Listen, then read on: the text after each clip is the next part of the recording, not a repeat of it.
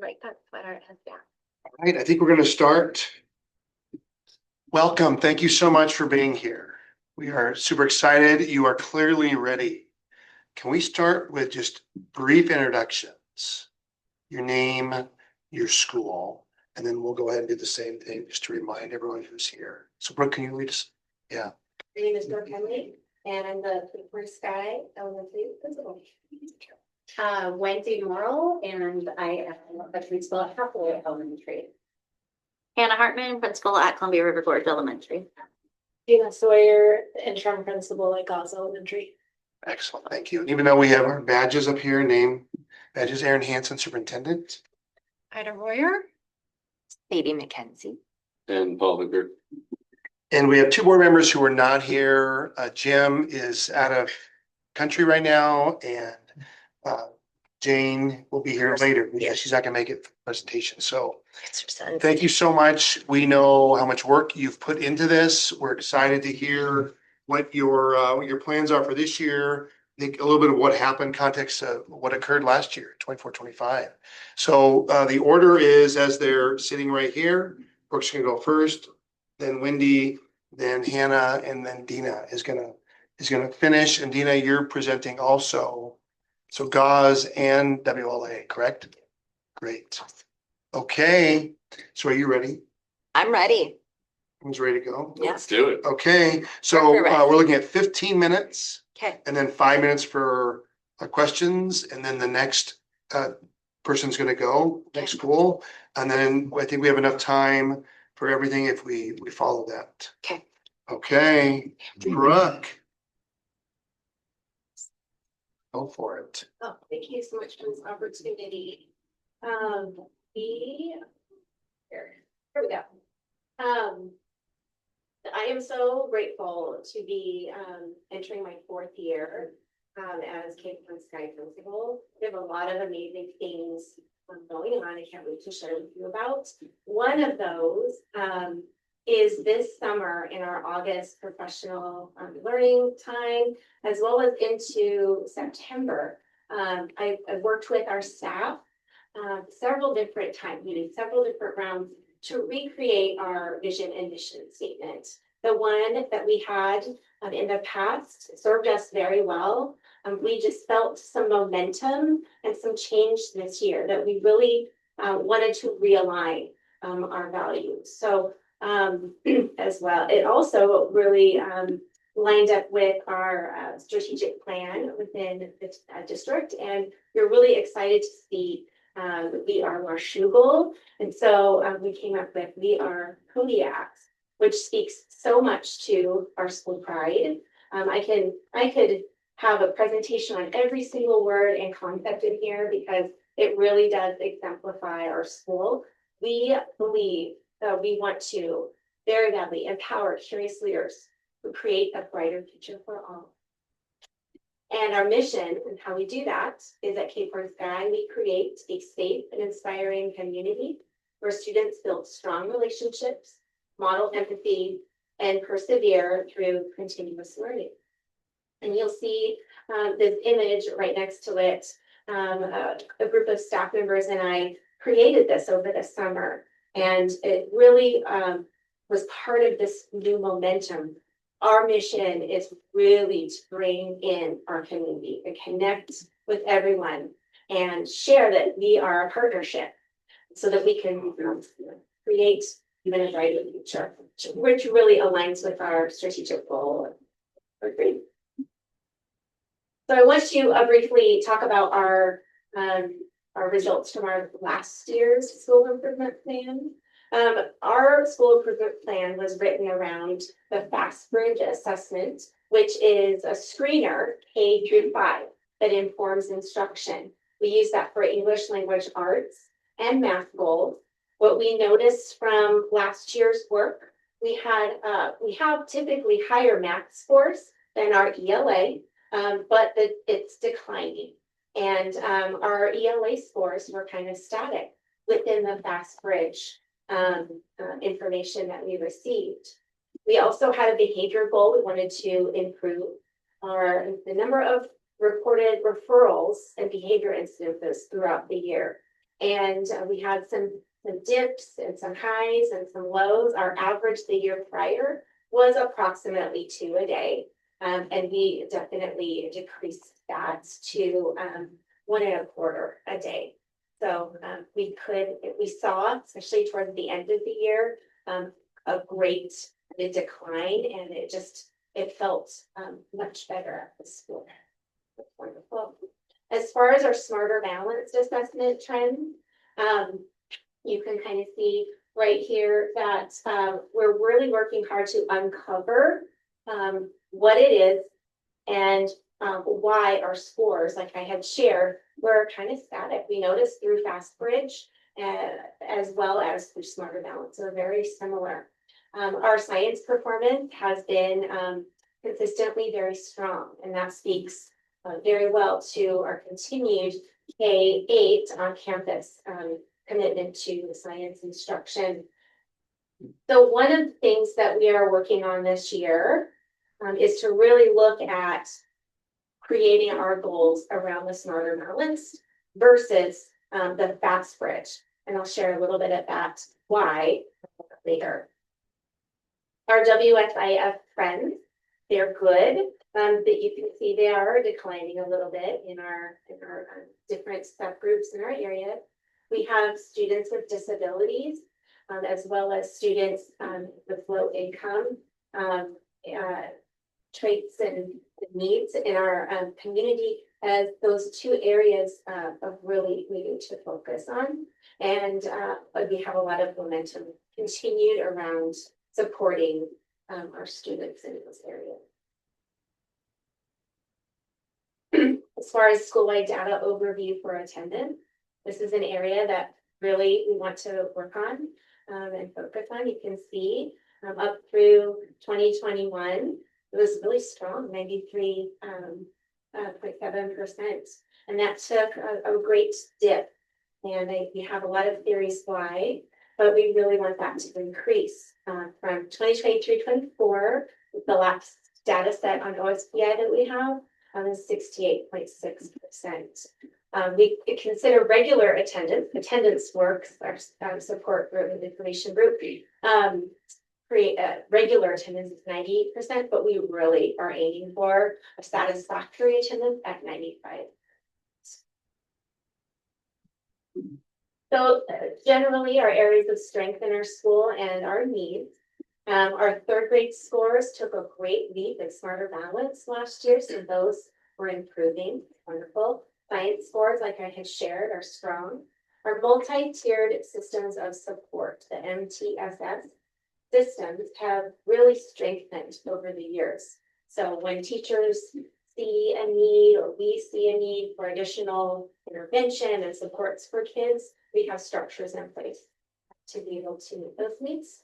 And that I believe it is attributed to a strong school culture where our students and our families and our staff are really proud of our school, and they work together phenomenally. That could be a whole nother presentation. We have greatly aligned professional learning communities. Teachers collaborate, and they also value our student growth goals, not just a hoop to jump through every year. The teachers create goals that align with our school improvement goals. That win time is what I need time, and that is our intervention blocks. Each teacher has committed to 30 minutes of reading within their classroom, as well as 30 minutes of math. And that aligns really well with our lab support system that we have in place. What's a great strength that we have. Our needs are to improve our scores. And by doing we aim to do that by doing deep dives into our Smarter Balance strand. So the Smarter Balance strands are all of those skills and standards that kids need to meet. And this past year with our leadership team and Cheryl McIntyre, who is our lab teacher for the district, as well as our administrative intern at Cape, and she's really worked together with me to dive into, okay, what is working? What exactly, where do we see those strengths? And in the past, I think that we've looked at, okay, the challenges, where are the needs, where are the places we're struggling, and look from there to kind of improve. But we're working together to say what is working, and we need to replicate that within those individual strengths. Looking with that, our professional learning communities, our teachers, we really need to keep asking those questions. But they plan very well. They have really strong lessons. They analyze data phenomenally, and they have consistency in our classrooms. What I want to do is ask the question, okay, what is working? And can you share that with other people? And then eventually, let's get in to go see how we're making that happen in classrooms. We want to improve our attendance and increase our family involvement. Our action steps, so our goals and action steps. By the end of our school year, I want the percentage of our students to meet or exceed grade level expectations in English language arts by 10 percentage points as measured by the Smarter Balance Assessment in grades 3, 4, and 5. This is a change from our goal. It's usually, like I said, has been around the pass bridge. So my main focus is to say to our teachers, and I've already started to talk, this is not just a 3, 4, 5 grades 2, 4, 5 goal.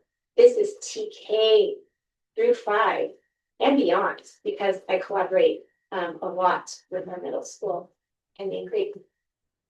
We're going to do this by just showing an increased interest around reading, kind of hold being a reader and acknowledge when kids are choosing books and how fun books are school-wide and within our classrooms. We're leveraging effective practices in our English language arts intervention times, such as the summer day program. I shared right there. And then also dissecting and really looking to granular levels of our Smarter Balance data to do that. For math, very similar, 10 percentage points using the Smarter Balance assessment is our goal. We're going to continue to have our supports for math within the classroom as well as within the lab room. So that consistency for kids throughout our day is a commitment that we have. We are excited to utilize for our core instruction this year the new Amplify curriculum as well as the IXL program. Teachers are using that and already seeing a lot of growth for kids. Tier 1 instruction is all of the students that they receive. Tier 2 would be smaller group instruction to kind of make sure that they understand those standards taught that day. And Tier 3 is more intensive instruction in even smaller groups or one-to-one with special education and lab. The Amplified Desmos materials are utilized, and that's our goal to continue to fully implement those. And that's my goal to support teachers in that. And using our Smarter Balance interims and practice those problems. You can practice them in IXL program as well. We love that consistency and fluidity. For attendance, very similar again. We want to have a 10 percentage point or more improvement from 2 years prior. I can't wait for last year's information to come out. 78.6% would show a grade goal. We have those teams to focus on attendance, school-wide recognition, positive recognition for attendance improvements. Teacher setting growth goals around attendance, and we are using attendance as kind of the foundation. So we don't just want to have teachers set individual classroom goals, or I want to improve my attendance from this to that. They want to improve the engagement with the classroom, student confidence in their learning, and with the attendance and thinking about that as they work with their kids. They want to research and utilize attendance works practices and increase our family involvement.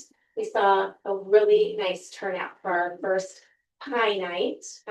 Partners in Education night had about 35 families come, and a great movie night for kids. And they had a curriculum night. The adults got to learn with me, and then they went out to all of the classrooms. It was a really, really positive feeling. That's a really good back. To measure our success, we're going to use our FastBridge screeners throughout the year, Sunday progress monitoring notes, smarter balance interims, TLC notes, and essential standard assessment, common assessment. And also asking our families surveys for attendance. What are we doing that you like? And what can we continue? And what are some things that we might need to adjust because it's not working? Increasing volunteer and parental community member involvement is always so important. So, do you have any questions? All right, thank you, Brooke. Ooh, Let's here we go. Do you have a time? go. I'll take that as a compliment. So you meant that in a good way, right? Yes, so questions, board that you have for Brooke on her presentation? Brooke, thank you for hosting Sadie and I last week as we did our board tour. Do we know why they're not attending? Yes. For different reasons. And in our MTSS meetings, our weekly meeting, we're trying to find out just that right now. So we've been pulling data from the beginning of the year to now. Kids are tardy, that goes against the numbers as well. So making phone calls and sending messages, hey, we really, it's a delicate balance of encouraging them to come and then not make them feel bad. We don't want that. We want them to know how valuable it is for their students to be at school. Also, I folded in our school nurse into our conversation. That's something that I learned. A very underutilized and so appreciated individual in our school. What do you see? Who comes in with the tummy ache that just needs a little TLC? What do we need to give? Because they're really communicating to us those things. So sometimes they go home early, or sometimes they don't go to school because a grown up at home, they're sick, or they have anxiety about something, or they're not getting along with a friend. If we know that ahead of time, I think it can help that kind of attendance. We're also going to be sending out positive notes to our families. At the next staff meeting, I ordered some to some feedback connection. I believe that if kids are connected and they want to come to school, they have a lot of influence over their grown-ups. So Yes. they take me to school. I need to be there today. Thank you. Any other questions? No, I don't. I was going to ask you about Pie Night. It went awesome. It was so great. I love that idea. That was very brilliant. I love that. I'm glad it turned out well for you guys. Well, and I'm glad that we had a small group that showed up and we learned a lot about the flow, the time of year. We already have a lot of ideas for next year. We had people say, we do this in the spring. Can we do this again? And it was a lot of dedication from the teachers. For sure. We're so tired. It was a long day, but it was so wanted and very worth it. So was the interest in something in the spring from staff or is from families? Family. So families are asking, can we do this again? Yeah. See what's going on, and I think that they really learned a little bit, a lot from the classroom presentations. They've been hearing the things, about what the kids are doing, and actually got to see it. That. I love that. So might you consider, if you were to do that, conference week in the spring? Mm-hmm. Yeah, so Or you think that's a little bit late? it might be a good time. We've also thought about incorporating it to like a science night, or but I like the. Did you have anything? I did. So last year during the SIP presentations, I think, in February, we did the midpoint and things weren't doing well. And I think at that point, the plan was to, and I'm just gonna read it because it's drilling down on teachers to identify 3 kids on the cusp in the yellow zone for 6 weeks of intensive intervention.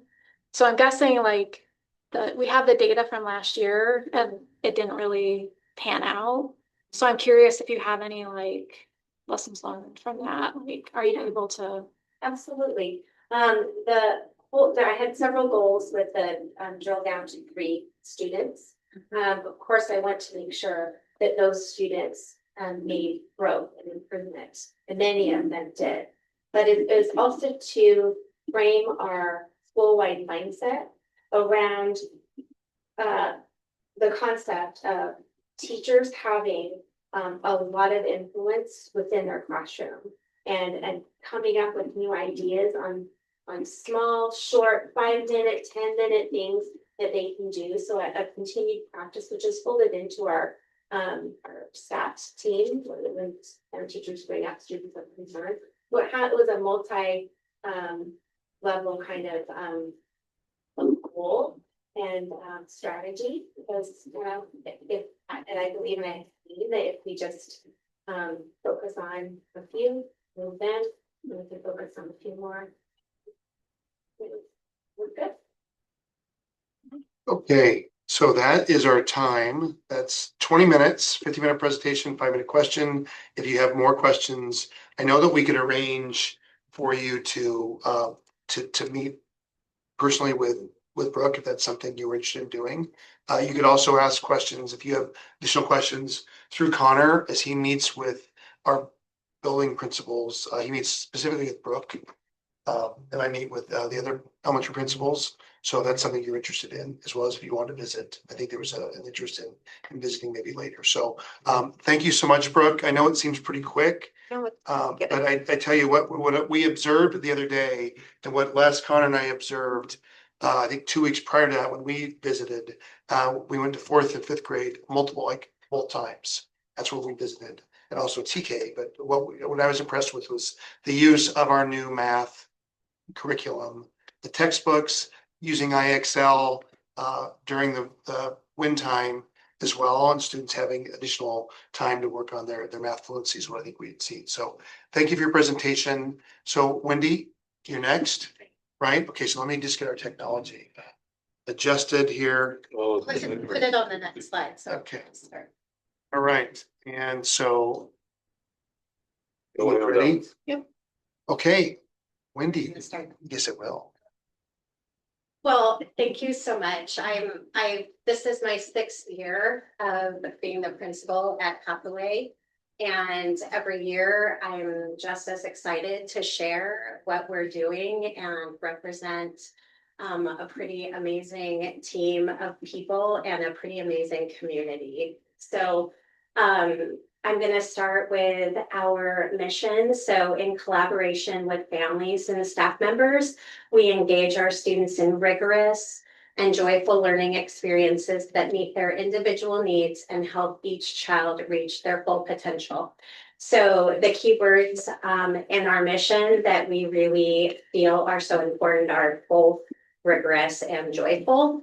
And I hope that I can convey in this presentation how we meet both of those needs for students, both having school be a joyful experience, but also having it be rigorous learning for our students. The other thing I always want to add is that our school community believes that student needs come first in all of our decisions and actions. So when my guiding coalition, that's my leadership team, is talking about making changes, or if we need to adjust things, my first question is always, how does this positively impact our students? Next slide, please. Thank you. So last year I started with this, and I just thought it was nice to give you kind of an overview of what the Hathaway school community looks like. So currently we're a little bit higher, but Based on the 24-25 school year, we had 60.7% of our students low income, which means that we are a Title I school like school.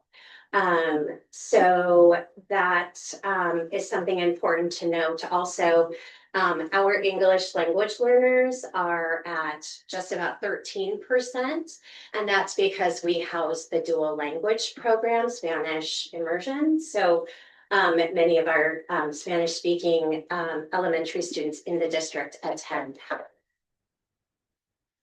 We had attendance, and I'll talk more about this when we're talking about goals.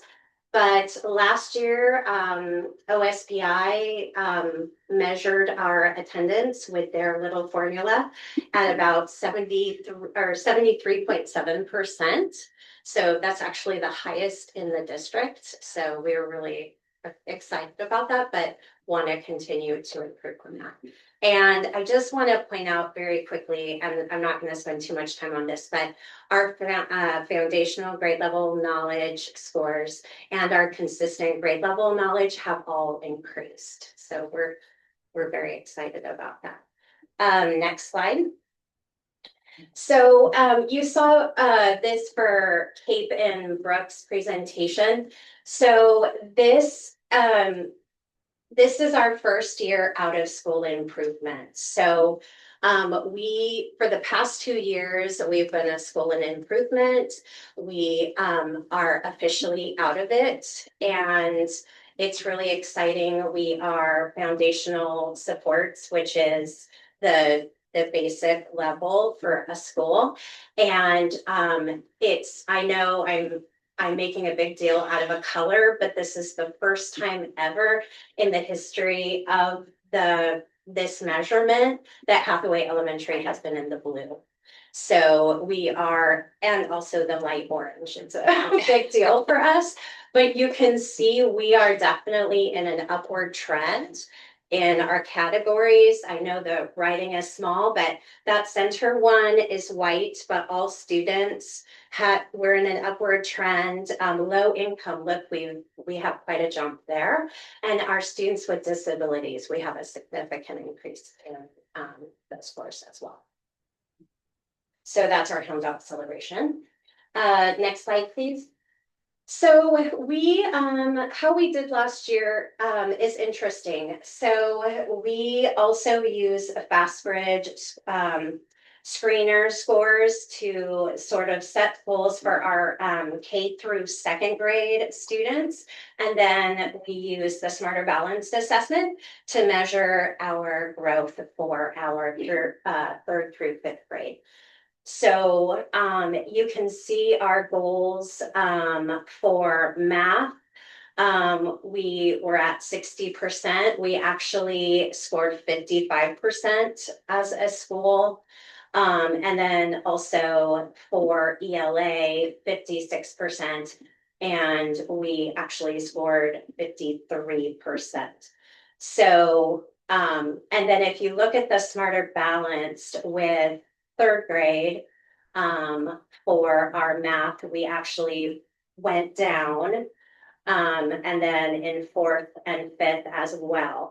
Not quite as much of a dip in 5th grade, but some significant dips in 3rd and 4th.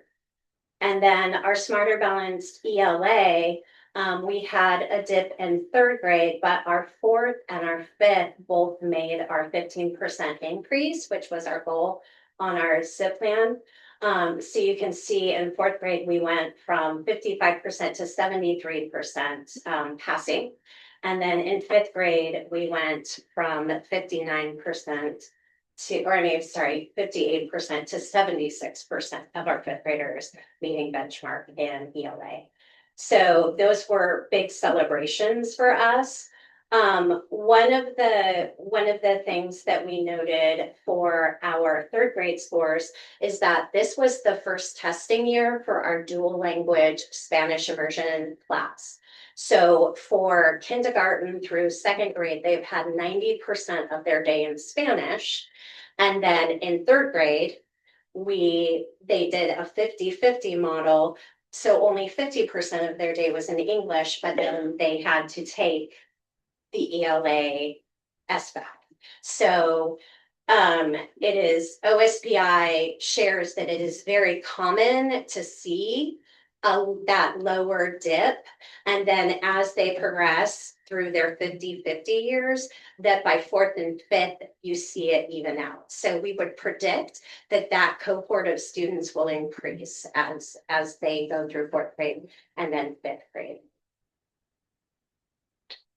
All right. So this is sort of how we establish our goals. So we've broken it down by what the assessment is we use to measure, and then what our goal would be for the school year. So you can see we've got some significant work to do, particularly in math. But I'm going to share later on how we intend to make sure that we're seeing that upward trend like we're seeing in ELA and math as well. And I'm really excited about some of the things that we have in place for this year that will get us to those lofty goals. We see some in the 80s. So, but we're ready to do the work. Just very quickly, this is a picture of this is our third grade dual language class with one of our new teachers. She came to us from the high school. That's a really good. So. All right, next slide. All right, so this is our attendance data. And you can see we have that significant drop after COVID, but we are definitely in an upward trend. Our goal is still 80% this year. And last year we ended, I think we figured it out, it's about 74, high 74, 75%. So next slide.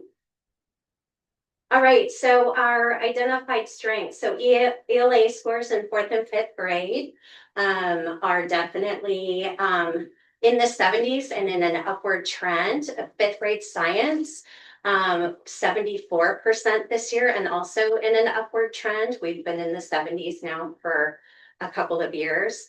Our student average attendance is in an upward trend. We have a strong culture and sense of community. And we now have the addition of learning assistant support in math K-5 as well as ELA.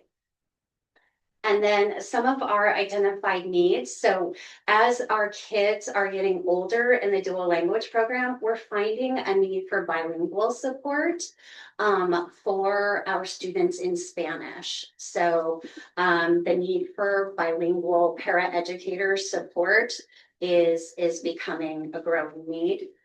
Increased rigor and fluency work in core reading K-3. Additional professional development for teachers on student engagement in the classroom. More robust writing instruction that came up from my teachers in our the work we did before school started.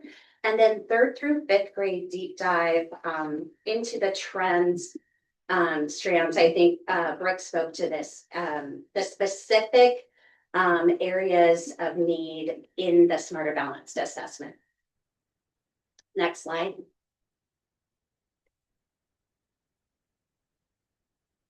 Oh, sorry, I was looking at mine going, it didn't change. So our goal for this year for ELA is to increase our scores in first through fifth, and that's because we use cohort data. We're going to increase those scores by 15%, or students reaching proficiency by 15%. Some of our action steps, and we have a long list of things we're doing, but my team chose the most high leverage ones that we feel like will have the best impact. So the consistent use of CKLA and IXL supports in the classrooms K-5. Third through fifth grade teachers will administer focused IABs at least twice a month from January to May. And that is to give them good feedback. They can pick specific small assessments to give students to see what they still need to work on for the test. Ongoing professional development for teachers on increasing student engagement during core reading time. And a lot of that is coming from a professional development PLC that we attended in Seattle, where we learned a lot about academic engagement for students. And then increased reading opportunities for students in all subjects, K-5. And then vertically aligning our writing instruction, K-5. That was an identified need. Next slide. And then we have a very similar goal for math, but we are wanting to increase by 20%. Again, consistent use of Amplify Math and IXL supports. 3rd through 5th grade teachers, again, will give those short IABs at least twice a month between January and May. We'll have ongoing professional development for teachers on increasing student engagement during core math, and then addition of lab time for students with identified need in math. Next slide. All right, and attendance. So we would like to hit 80%. We're at 74% right now, so we are really hoping we can hit the 80%. We have Top Dog monthly assemblies where we celebrate, and really this is about student engagement. We do Top Dog, we do Honor Roll Awards, and we do Attendance Growth Awards. That our tier 2 team identifies students that we're working with to celebrate their increased or improved attendance. 5th grade student leadership team this year, which has been a lot of fun already, creating a fully bilingual building with bilingual communication, ongoing professional development for teachers on academic engagement strategies that work in any academic area. Spirit Friday, Popcorn Fridays, free for all students this year. Continuation of the tier 2 attendance support team. Regular communication with students and families about the importance of attendance and school engagement. And free monthly events for families. And that's in collaboration with our boosters. Next slide. So our measurements for success are our data. And really the most important one is surveys. And taking advantage of the feedback we get from our families, because we always want to make sure that their voice is heard in the decisions that we're making. And you can see here's just an example. These are 5th graders just celebrated the end of a literary unit, the one and only Ivan. And so they do an excellent job of just bringing the joy of learning to our 5th graders and also celebrating the end of a very rigorous unit. So that is just a sample of the things that we do to really make sure that it's a joyous and a rigorous experience for students. And does anyone have any questions?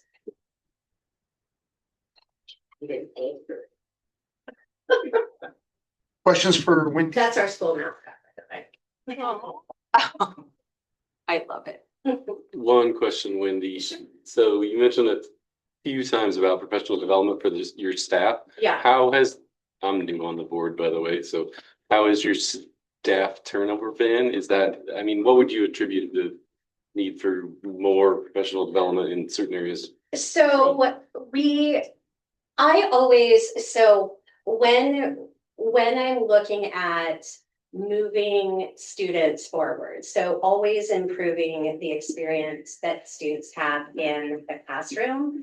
I always want to focus on what can we do to have our teachers have the most relevant, the most important, impactful information and training to be able to actually facilitate what we want them to do. So if we say, here are all of our action steps, but then we're not providing that ongoing professional development, and that goes for teachers that I've had for 5 years and teachers that have been there for 20 years, and often sometimes the longer they've been there, it's good for them to hear new ways of doing things. And so I commit one staff meeting a month to professional development, and it's always tied to one of our goals. And one of the things we did, so I took a group of teachers to the PLC training in Seattle, and it was all about, it wasn't all about, but one of the best sessions we went to was about student engagement in academic areas, and that we are missing the boat if we're only focusing on engagement as a school is fun, but really there are so many strategies that teachers can use that engage the whole class.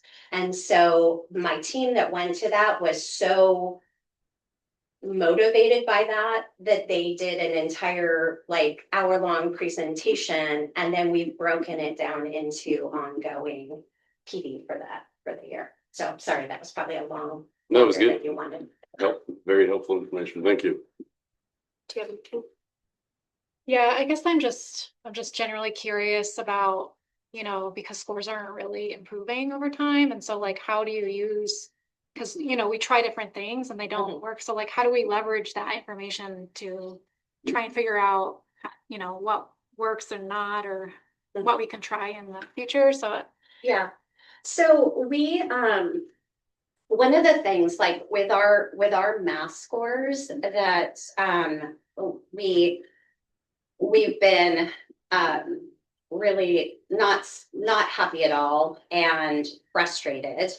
And I think we have, last year, we had in our action steps that we would be using a certain curriculum. So using illustrative math and really encouraging teachers that if students are getting consistent routines in math from kindergarten to fifth grade, that we would see that there would be an increase.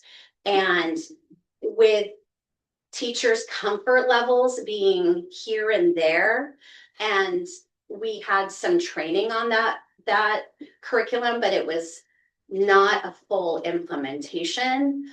It was being used really well in some grades and not so well in others. And so I think it shows in our results that we aren't as consistent in the expectations and rigor of math K4 or K5. So we really want to make sure that with this new curriculum, the expectation is that everybody is. And so we, Cheryl McIntyre was able to provide all of us like guidelines. So every lesson you see in math this year should look like this. And like, I don't know about the other principals, but I require that I watch math lessons so that I can see what's going on. So that's kind of how we we hit it double hard, and then we took out some stuff that we were like, this is not doing much for us, but this is, so we're gonna keep this as an action step. yeah, thanks. How long, I mean, I don't know, this might be a broad question even for Connor. How long does it take for us to track how long this is gonna, like, now that we've changed, how long does it take for us to track to see if it's what we needed or what's working? So when we adopted CKLA, we actually saw a slight drop in our scores. And then about 2 years later, we started to see kind of that climb. With math, I'm thinking because we had some teachers that were really, really good about using illustrative math and using those practices, which are the same fundamental routines that are in Amplified. Okay. That we might not have to see such a big dip. But I would hope to see an upward trend after a year. Yeah. Okay. Yeah. Do you want to add anything to that? I think when you think about like an implementation cycle, which would align a little bit to a curriculum adoption, you're looking at like 3 to 5 years to like hit full consistent implementation across the board. Yeah.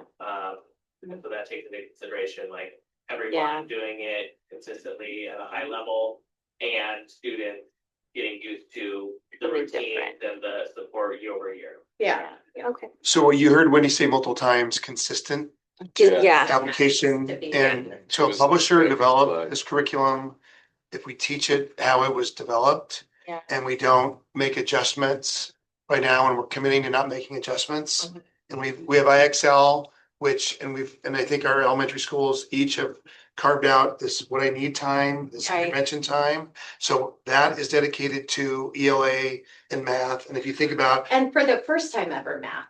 yeah, for the first time ever, So yeah. we have some big things in play for this school year that we have not had in the Right. past. That one, we now have a tier 2/tier 3 support for math students. And we also have IXL, which is can be like an excellent tool because it can be used both in the classroom and at home right. to work on math skills. If Yeah. we're talking about math scores. Yeah. But also ELA Yeah. and Spanish, actually. So. So I think we could make the argument that we've been focusing on a lot of things. And so trying to narrow our focus. Yeah. Yeah. You're gonna hear a lot about math and ELA, and what you're gonna be seeing this year is when we visit, we're hoping to show you what's happening in when math is the Yeah. dedicated time. Yeah. So at all levels. So Mhm. good questions. Thank you. Yeah, thank you. Hannah, Can I give up one of my minutes really fast because my daughter's called twice and she's home alone? go ahead, go yeah. ahead. first. Because, Yes, yes, we dad can't. has late Nope. Yeah, complications. you got it. You're Go good. ahead. Maybe we'll take a, We have kids. yeah, We you're get good, it. Yeah, maybe stand up, take a little bit of a break. I'm gonna eat a Yeah. Snickers. Here we go. Okay. Are you getting angry over there today? Great. No.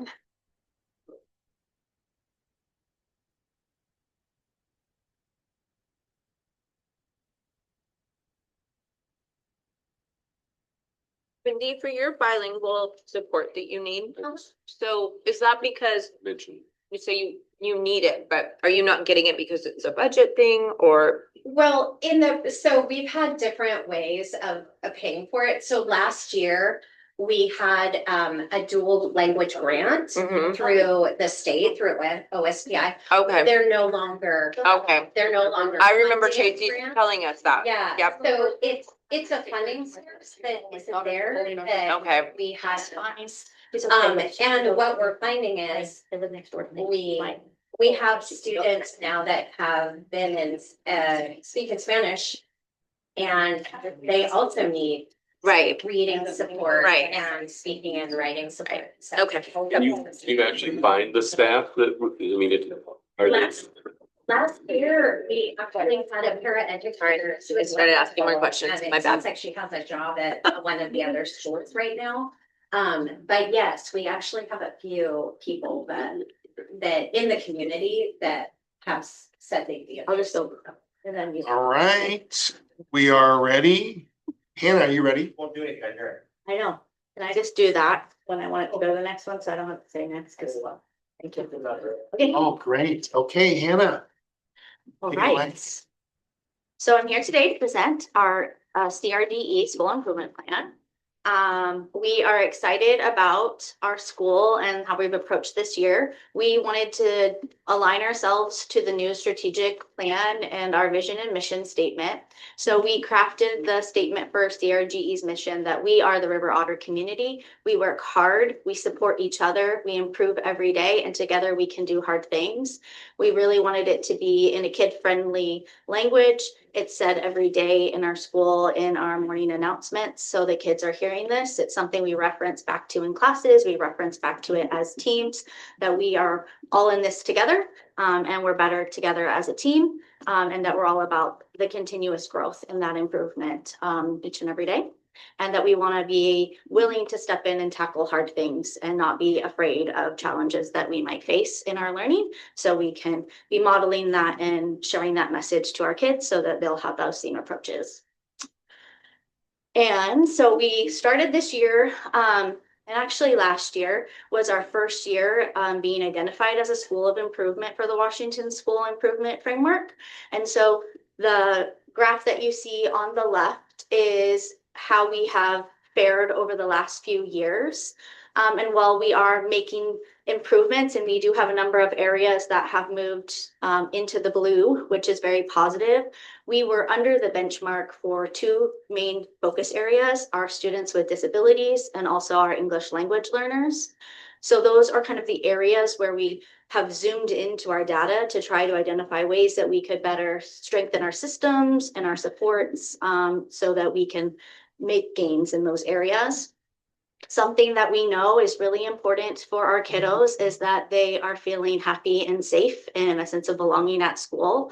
And so that has been an area of focus to make sure that our behavioral data is improving. And so this is an area that we looked at because as we entered this 3-year cycle, we knew that our kids had some deficits in really identifying their emotions, being able to manage emotions, communicate emotions, being able to problem solve and things like that. So these graphs are kind of what led to our focus goal for this year and continuation in our growth as a school in those areas. So you can see on the top graph our behavioral data over the last couple of years. And then the bottom graph really articulates that we have two main areas that the behavior comes out in, and it's primarily the playground, and then second in the classroom, where our students can be dysregulated, not make their best choices, and where we have those challenges. So we wanted to focus in those areas on supports and systems in place. So this is our overview of our data that we've had over the last few years using our Fast Bridge as well. And one of the things that was really a big struggle for us is that we weren't really actually seeing the gain. So we set similar goals the last 2 years while I've been here of, making these great growth in our reading and in our math scores, and we were not able to see that. And so we felt like when we were looking at our goals for this year, we really needed to dig down deeper and examine what might be some of the root causes for these challenges and how could we support our growth goals to be targeted in those areas to see if it makes a difference in the end result. And so if we look at the next slide, we are going to focus on identifying our strengths. We have started to develop a really strong sense of belonging. We've had a positive staff morale, especially at the start of this year. We were able to onboard a number of new staff that have infused energy and ideas into our staff and are very open-minded, bringing different perspectives from different places that they have served students in our communities outside of Washougal. We also have really tried to incorporate a lot of celebrations that are focused on our core values and the things that we want to celebrate and see in our students. We're strengthening up our PLC work, which is around our data. And so that's a strong area for us. We also are having more instructional cohesion between our grade levels and those conversations vertically as well as across the grade level. So we're having a more consistent experience. We are seeing really high levels of family attendance at all of our events. We have 93% of our conferences are filled for CRGE this year, and which is an exciting thing that we're really strengthening that partnership to have parents be a part of the learning process. We have really active boosters and volunteers. And last year, one of our celebrations was just aligning the booster work to the academic pieces of what our school had to offer so that there was more of a connection. And then we really need to focus on that foundation for social emotional lessons and creating a common language, which we're seeing the benefits of in this year 2 of our goals. And then really seeing the targeted small group instruction having an impact for our students when we can identify them and work in them in small groups. Some areas that we have as opportunities for growth are really about our attendance.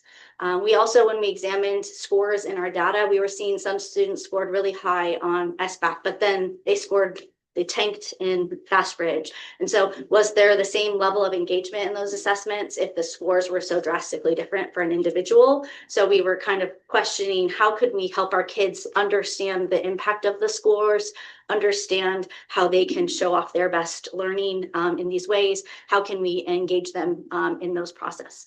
We also wanted to have a stronger tier 2 system for our behaviors and our academic supports. And so we are really working on the next aspect of having kids be more self-regulating and having those skills and having our teachers have those skills to support kids in that. We wanted to increase writing opportunities. We found our kids were just not getting enough time to grow as writers.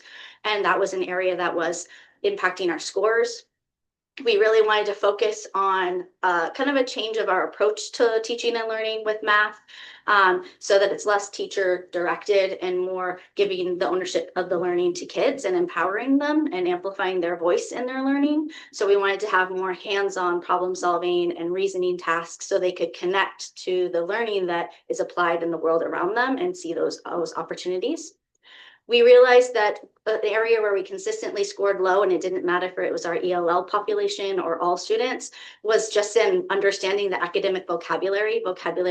We scored low in regularly.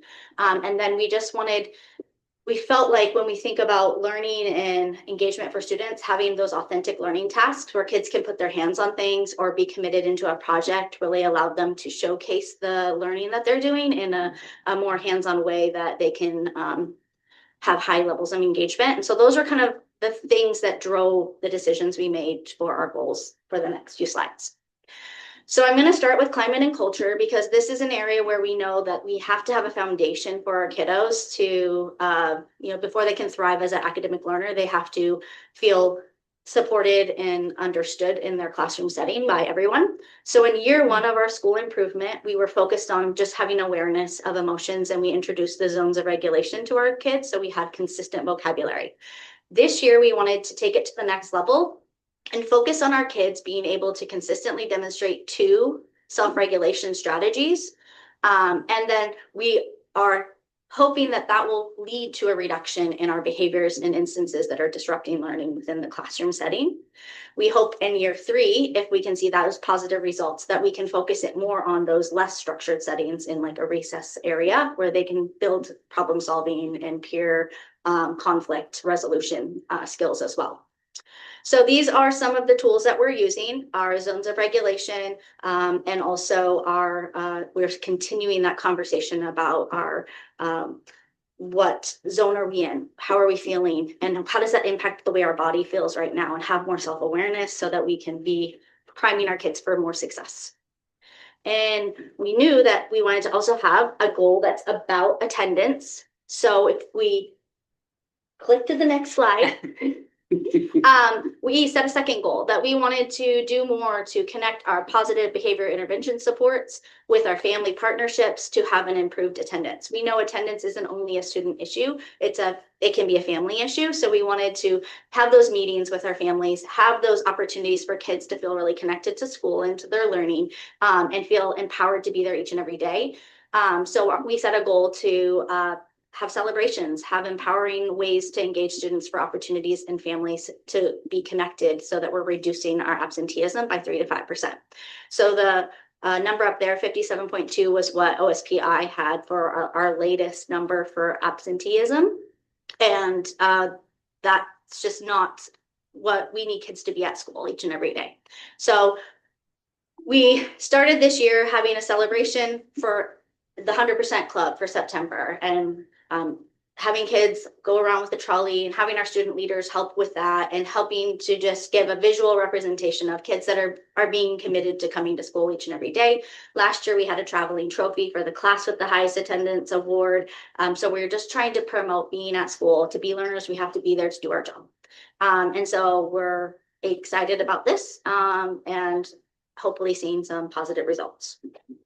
So our goal that we drafted for ELA, which is aligned to our strategic plan, the first goal pillar for academics, is that we would like to have at least 75% of our kids in K-5 consistently use academic vocabulary in discussions and writing tests as measured through teacher rubrics, writing samples, and student discourse observations, and will improve our baseline. So this year, what we did is we collected what are commonly used words that kids are experiencing with this testing that they're given, their curriculums that they're seeing, so that we can explicitly teach them these vocabulary words. So when they are able to approach them into an exam, they can actually see and have a better starting place to approach those questions because they have an understanding of what the words are asking them. We're also having our teachers use a rubric system that's the same across the board to score kids at different times throughout the years of how they're doing with their fluency of using vocabulary words, with their support that they're needing to use vocabulary words, and with just how we are seeing this in their daily work. And so this is something we're excited to share with families so that that can be part of their partnership to be aware of these vocabulary words and be able to support our kiddos. And so this is an example on the other side was an example of just we want kids to have ownership in these goals too. So we have made it like a student-friendly rubric basically, so they can be doing some self-assessment of where am I at with this goal, because for our school to improve, we need ownership for the students, the teachers, and the families to all be a part of that process. So in our math goal, we also wanted to focus on just a different approach to how we think about teaching and learning with math so that we could adopt this new curriculum and make it really meaningful for teachers that maybe, as we've said before, are at different levels of comfort, but we wanted them to all get behind how our students feel about themselves as mathematicians and how they view math. There's a lot of studies out there that show that kids can be really turned off of seeing what opportunities they have in math or not based on how they're doing in math at a really early age. So we surveyed all of our students. We asked a lot more questions than this, but these are the ones that focused around this goal, where we want 80% of our students to demonstrate a positive mathematical mindset and be able to identify 2 or more real-world connections with math. So this is where we wanted the hands-on projects, where we wanted to integrate building in the world and the experiences of the world and the value of learning math and how it's all around us. And so we are focused on helping our kids see themselves in a positive light with math and give them opportunities that engage them positively with math and to be able to make those connections. And so you can see in our data here that we did at the beginning of the year, we had a number of students that didn't strongly agree that they were good at math in our 4th and 5th grade. And we also had 8% of our students in K-3 that reported that they felt bad about math. And so these are things that we wanted to tackle because we want everyone to feel good about their learning and their experience as learners. And so this is how we think our math scores can improve with the collection of that curriculum and with focusing on positive mathematical mindset for our kiddos. And so when we talk about how our teachers are growing and learning and supporting through the TPEP process, we're also being able to use consistent language for our curriculum. We're able to track data and use our tiered supports with PLC. We've created a system where we're regularly doing check-ins with teachers to give them the supports for their intervention, so they're also growing their practice. We're building relationships, modeling, collaborating. We're integrating our scope and sequence so that we can be hitting on it in art, but also in all the other subject areas. We're introducing resources. We have a lot of things that we're doing with our kids to celebrate learning, to give them opportunities. We have a positive leadership group that's working this year, and we're so excited about that. And then we've also are trying to move away from not just inundating parents with information through Parent Square that they lose in their posts and their feeds, but also populating our website. So we've recently added our report card templates. We've added videos of curriculum so parents can go and access those slides and videos and information. And then we'll continue to put our spotlights on our goals and into the website as well, so it can be there all the time. And any questions?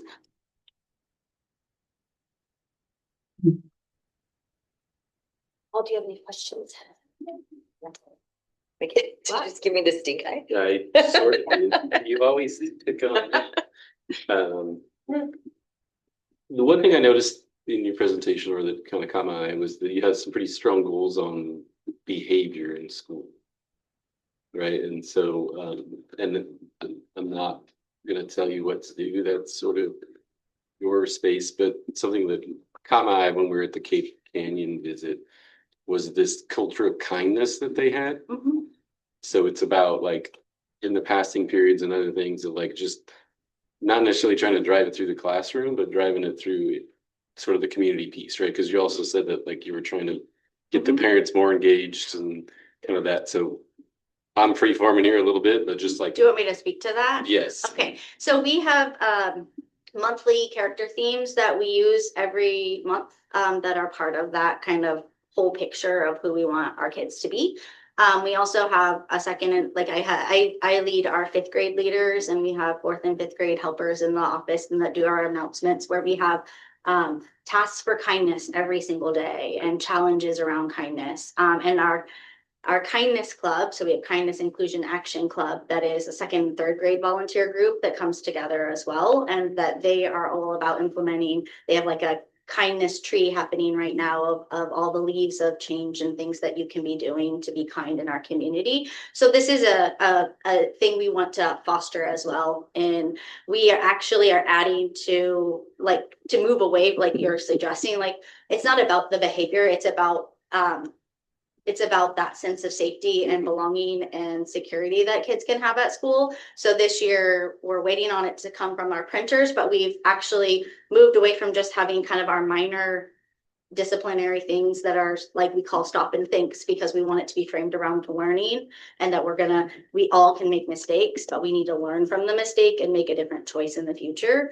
And our referrals, that we're doing carbon copies of outstanding auditors. So what have you been seen doing that is outstanding that we want to positively recognize, so that we can be promoting those things? And so it can be that it's cool to be kind, it's cool to do the right thing, and get that shifting in that direction. And I apologize for not being in your building yet, but we'll get there. Yes. Oh, and we do zones assemblies with our counselor every month as well, by grade level. So they're hitting them at smaller grade levels, so that they're able to connect these kind of social emotional learning goals with the classroom and with the teacher to support. Perfect, thank you. Just one quick question. So you said you were doing PLC work around data. So what does that look like? So PLC is all about really our data. So it's Yeah. about developing our curriculum and looking at our interventions and our extensions for learning. One of the shifts that we're making this year is we have grade level PLC meetings that are happening on a rotation, so that they come together for what we call students of inquiry PLC meetings. Okay. So first grade brings all of their students that they're, maybe under the benchmark in certain ways. Maybe it's social emotional, maybe it's academic areas. And then we talk about what interventions do we have as a support across the whole school. What are things that the counselor might be doing, that the teachers are doing, so that we're all on the same page and that we're creating data that we can track over time.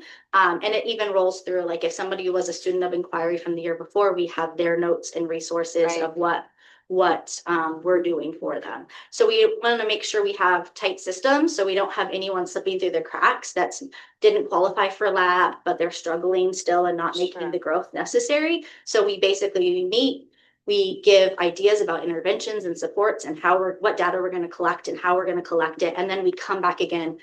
So we do like our 6 week cycle, one every Wednesday with each grade level. And then we come back again. Now, how are they doing? Where are they at? So we have those scheduled throughout the year. Okay. And it's a team of myself, our resource teachers, our counselor, our dean of students, and our school psych.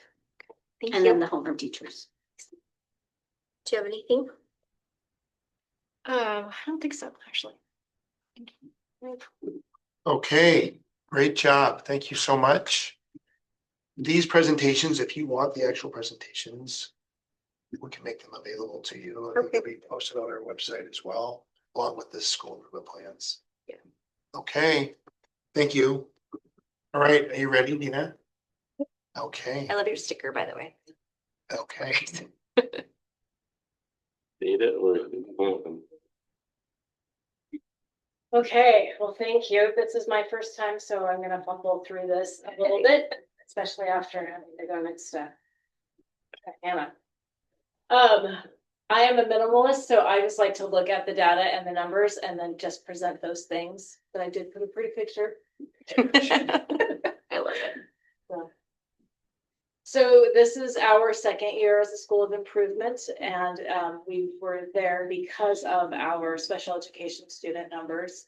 Obviously, we have increased that and gotten out of that hole, but we still have a long way to go. Our students from low income families, we still need to make a lot more improvement there too, and are working on that. Our school-wide data, I don't want to just look at our SBAC scores because I need that triangular data point for being able to make any movements.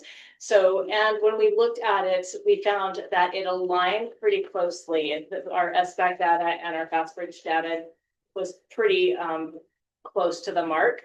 So we were looking mostly at our FastBridge since that went across the school, and it wasn't really pretty. And we had some not happy teachers as we put that up on the screen for everybody to look at. But unfortunately, what it showed us is that, and these are current, this is our fall, that our K-1-2 kids are not reading at benchmark. And then when we look at our 3, 4, 5, the math scores are declining each year. And that is not the trajectory we want to go in. And as we look at longitudinal data, we see the same thing year after year. Our attendance so far this year is at 76%, and on the OSBI site, which is a year behind, it was just below 73%, but we think it's going to be higher, at least 74% this year. Put a lot of work into trying to get kids at school last year.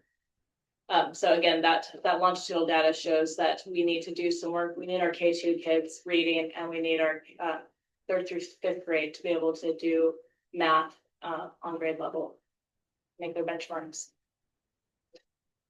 Our strengths, we have really worked hard to build the family engagement and continue to do that, and to create a positive culture and climate within our school.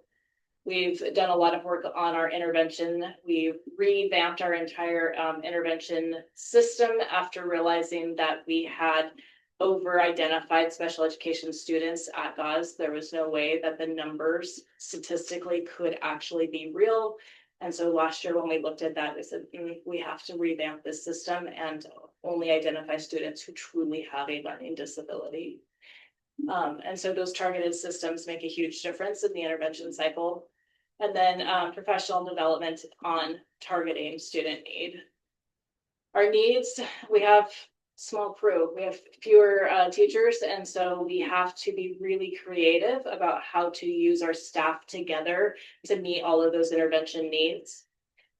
New curriculum means that we need the time and energy to unpack the new curriculum and to identify how each of those essential standards are found in each unit. And then my staff is always asking for professional development on classroom-based interventions. It's something that we ask of them all the time, but we don't necessarily give them hands-on, this is what it looks like. And so they ask for that, and we're going to work on that this year.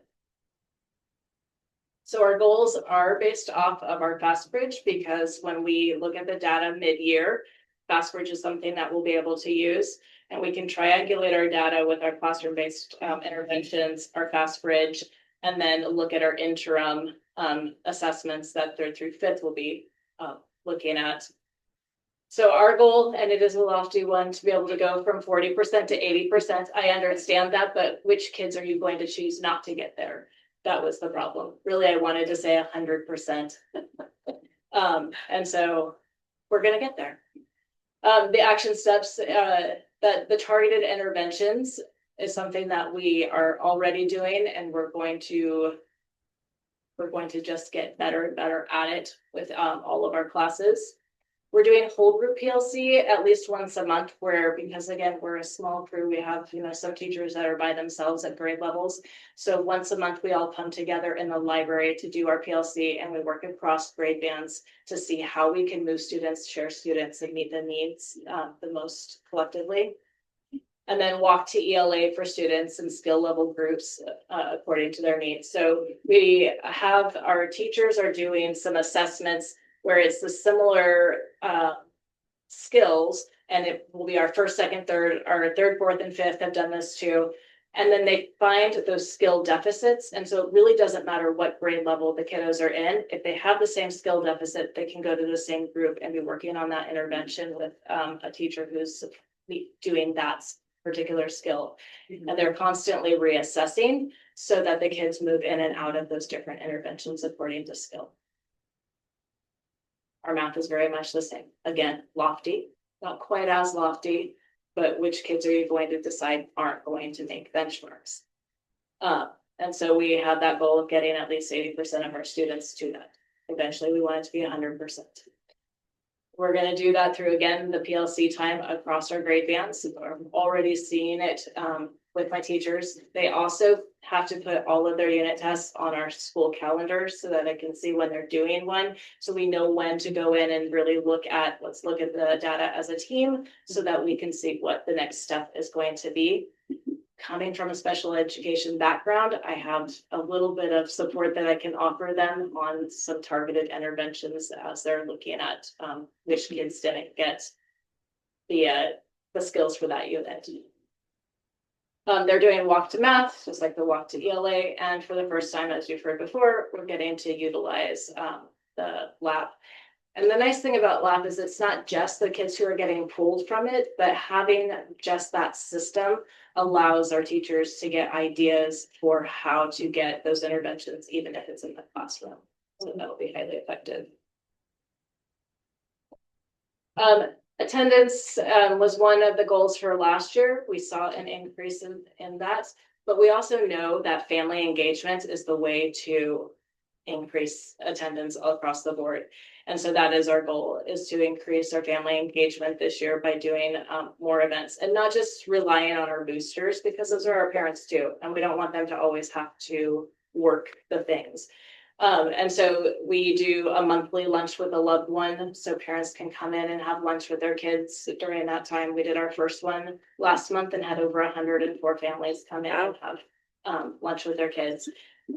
Our fall festival, we only have 233, depending on the day, students. We had over 260 attendees at our fall festival.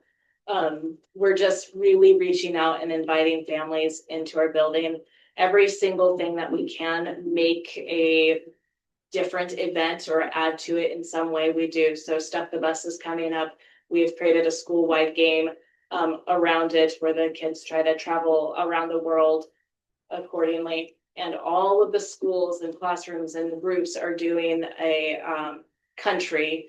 And they'll then at the end invite the families in so that the kids can then explain to them what they learned about the country as they go around the world. So they're learning, they're reading, they're writing, they're doing, that engagement, and they're bringing their families in.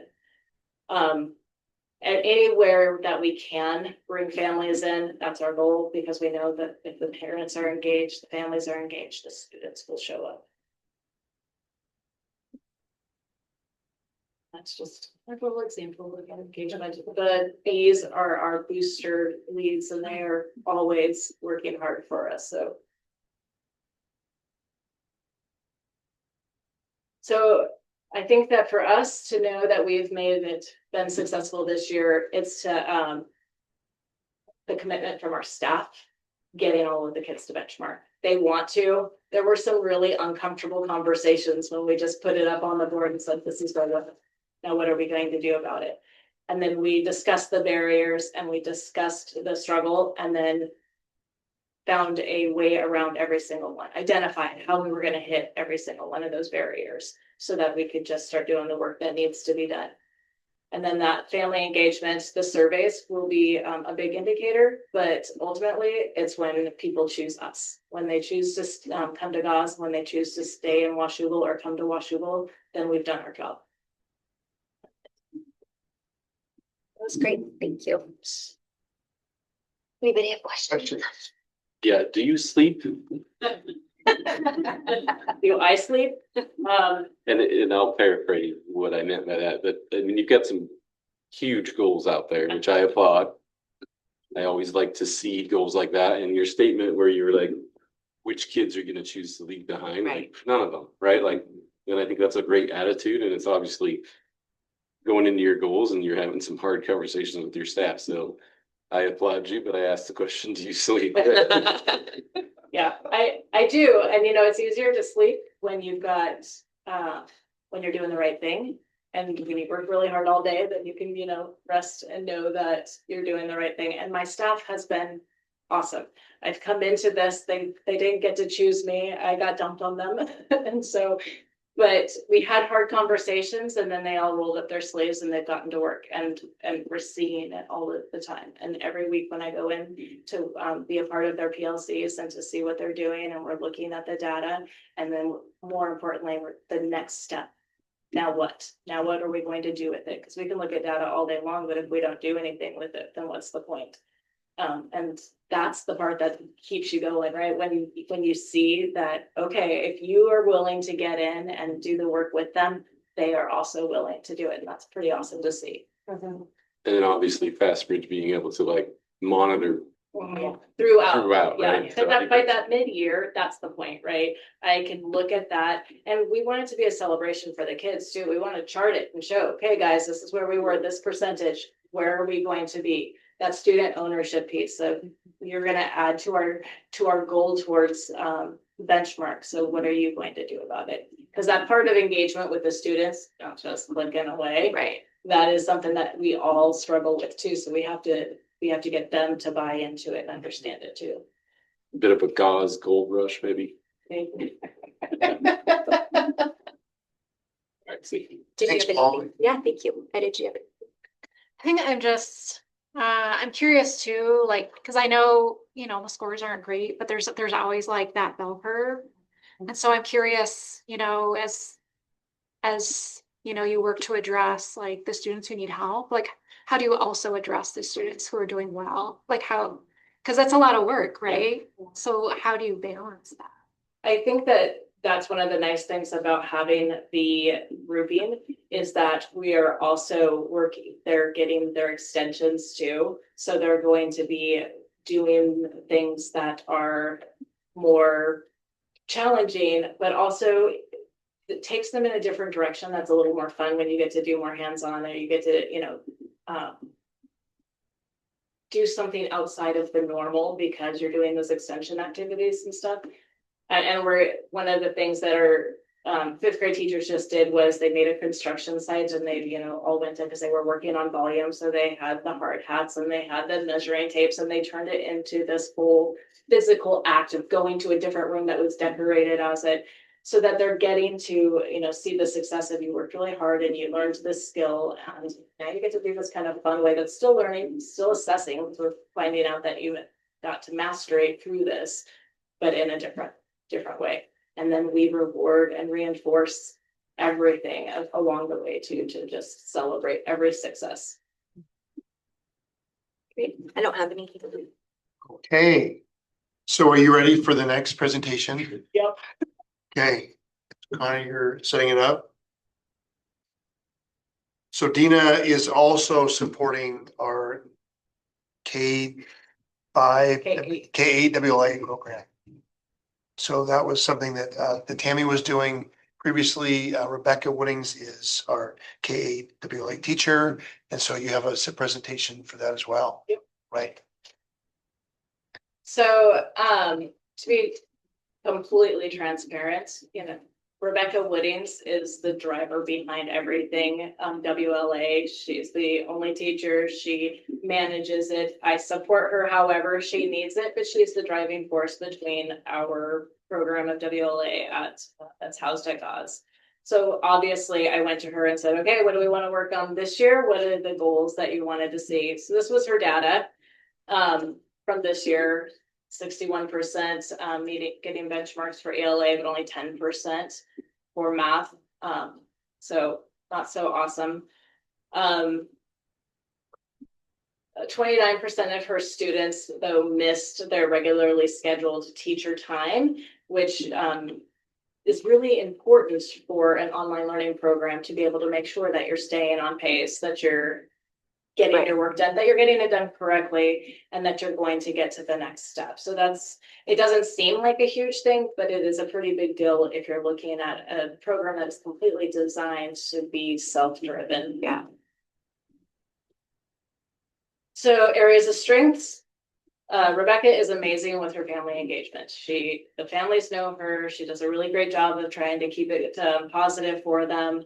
She invites them in for functions so that they can come into the school and be there and have reasons to and engage more. She increased her targeted interventions and how she analyzed their data. And she did some professional development on targeting students' needs. What she currently needs, she runs by herself. And so although she does a great job, it is one person trying to engage with everybody, and then trying to make sure that she has all the materials and everything that she needs. So her goal this year is to get the families to, and the students to engage into those interims more frequently. From the 55% of them did their regularly scheduled interims to now she wants 70% to be able to do that. She has already started her interim assessments. And she sends out weekly reminders of when they're going to be. The day before, she lets them know, don't forget, we're going to do this. So she's really engaging and letting them know much more frequently so that they will get on there and pay attention. And then she reinforces when they do get in there and do their intro assessment. And the math one is the exact same thing, except for that in math, she found that more of them were engaged in doing the math ones. They don't like to do the reading ones. The reading ones are more lengthy and a little more difficult for them. And so she had better engagement, but not to where she needed to be. So it's the same action plan too. She's sending out frequent reminders. She's sending out emails the day before. She's making sure that there's no way that parents don't know that these interim assessments are happening. And then again, the attendance, essentially attendance is them either checking in or going online and showing and doing some work.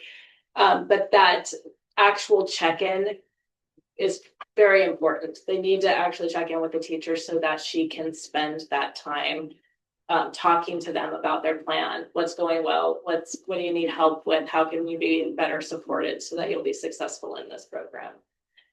There is a level of, with WLA, if you missed so many days and you're not engaging, that you do have to be exited from the program.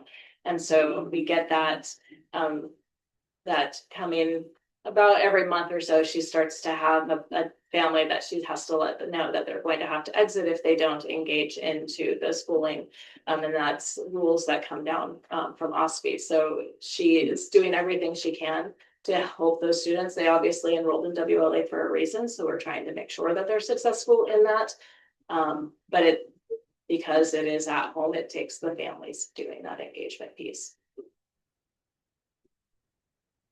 So the measurement of success will be that increase in if they're doing the interims, we should see those SPAC scores increase. And then also the engagement, if they're meeting their check-ins, then obviously they're being more successful with the overall program and will be able to complete their work on time. Questions about WLA? Remind me how many students are in this program? I'm not sure right now because I think I have gotten an email every day or every week that more students are being enrolled. So the last when we did this, I think it was 27. But I think in my emails, I think they re-enrolled maybe 3 or 4 more since then. And so what you'll see, and Aaron might be getting the specific numbers, K through 3, the numbers are very small. And then as you get closer to middle school, our biggest cohort is going to be at like the 6th to 8th grade levels, where we see the bulk of our FTE for the program. So that you're looking at like 18-ish students at more middle school level, and then we have a smattering of elementary students that also attend. Yeah, so about 21 for September. Yeah, and I was just asking for a rough number. Yeah, so 2022. It's under 30. Yeah, so It's one 22. teacher, so I was like, how many kids? Yeah. Right? So 22 for October, and what we'll see is over the course of the year, typically it increases. I think last June, May, it might have been we typically hit like 40 to 45 by the end of the school year. And again, there's lots of turnover, so students leaving, new students coming in. So it's a very kind of fluid program of choice, really. Yeah. That students opt into, and then sometimes are forced to opt out of it. They're not hitting the OSPI requirement. And 16 are in grades 7th and 8th right now. And a good number of those students are also shared with our other middle schools. It's not as common that they're shared in the K-5 schools, the K-5 part of the program. But a good chunk of the middle school students are doing part-time WLA, and then they're doing some classes at UC Mass or which I do. So that's Just that FTE, this not year. head count. So head count is going to be more because this is less is describing the student might be. I have a couple classes at Canyon Creek and then WA the rest of the Yeah. day. And we have a different teacher then that does the high school then? Correct. Jay Bennett is, yeah, he's. That's right, you yep, told me he that, is Our 9-12. That's right. Yep, and we actually have someone supporting him as well, because those numbers have Yeah. been have been increasing. And you'll Thank get a similar presentation like Yeah. Dina did, where Mr. Castle and his team will present on the high school, and then they'll do their WLA presentation. Do we see the students like go through the entire program? I mean, obviously you're saying there's some turnover, but I'm like, are we seeing them go K to 8 and then 9 to 12? Like, It will just open, but I'm sure that there will, and then there are some of the students that are on IEPs that have disabilities that she meets with in person too, and they go, and so they have many of those families, that is the route that they want to do to finish out. So this is year 6 or 7 with WLA. Started in 2020. So we and we could probably get back to you with specifically of the students that are currently enrolled, how many have been with us for multiple years. yeah, and I was asking that, I was just like, 'cause it's more about celebrating the success of the teachers in it, right? Like, Right. they're staying, that's sort of, I don't necessarily need that Mhm. data, but it's more Right. like, hey, if they're staying there, then we're doing, I mean, it can be hard. It's online and you're trying to like, please check in, like. Yeah. Right. Any other questions? So this term interim assessments has come up multiple times. Each principal shared some context to that. Can we provide a little bit more information? Can you give the board a little bit more information about interim assessments? So when, so teachers have access to a couple of different practice tests for students, and actually families can go on and they can take a practice, like a full practice test to see what smart balanced assessments are like. But students have, there are different options. So the ones like that I was talking about in my action steps are called focused IABs. And what they do is they focus on just one strand of math or a strand of ELA. And so what teachers do is they look at last year's data for the students. They see, okay, so over 60% of our class really struggled with this strand in 4th grade. So we know we really want to measure their progress in that in this year. So they take anywhere from 15 minutes to an hour, depending on how the student tests. And then the teacher gets instant feedback. So as soon as the students are done, they get data. How did the student do? Are they progressing towards that standard? Are they like very low? And then teachers can also give those, like talk about them with the students. So use them as like a learning tool. Right. Like my 3rd grade teacher is really great at this. She'll actually have it up on the board and she'll say, well, this many students scored here. And if you scored here, here are the areas we're going to practice. And then she groups them and they do little interventions based on how they did on those practice tests. They can also give a full test. It takes a long time and they can Right, read it. right, yeah. So but being able to break them down. Yeah. And if a teacher looks at the data and their class is done really well, they don't have to give that test, Right. that practice test. They can focus on what they really need. And if we don't give our kids regular opportunities to do that, we're doing them a disservice when they sit down with their iPad and they have to spend 2 hours on a test and they're not familiar with the makeup of it. So we find them really beneficial, and that's why we keep them. I think all of us have it as an action step because we do feel like it has a very positive impact on the students. So which grade levels take the interim assessments? Third, fourth, and fifth. And So it really is, well, for a third grade teacher, it's their baseline data because they don't have any past scores. So they really rely on giving those focused assessments to get a feel for how are the students going to do on this assessment. And Dina said, like, Rebecca's already giving them right now. They can. They're available right now.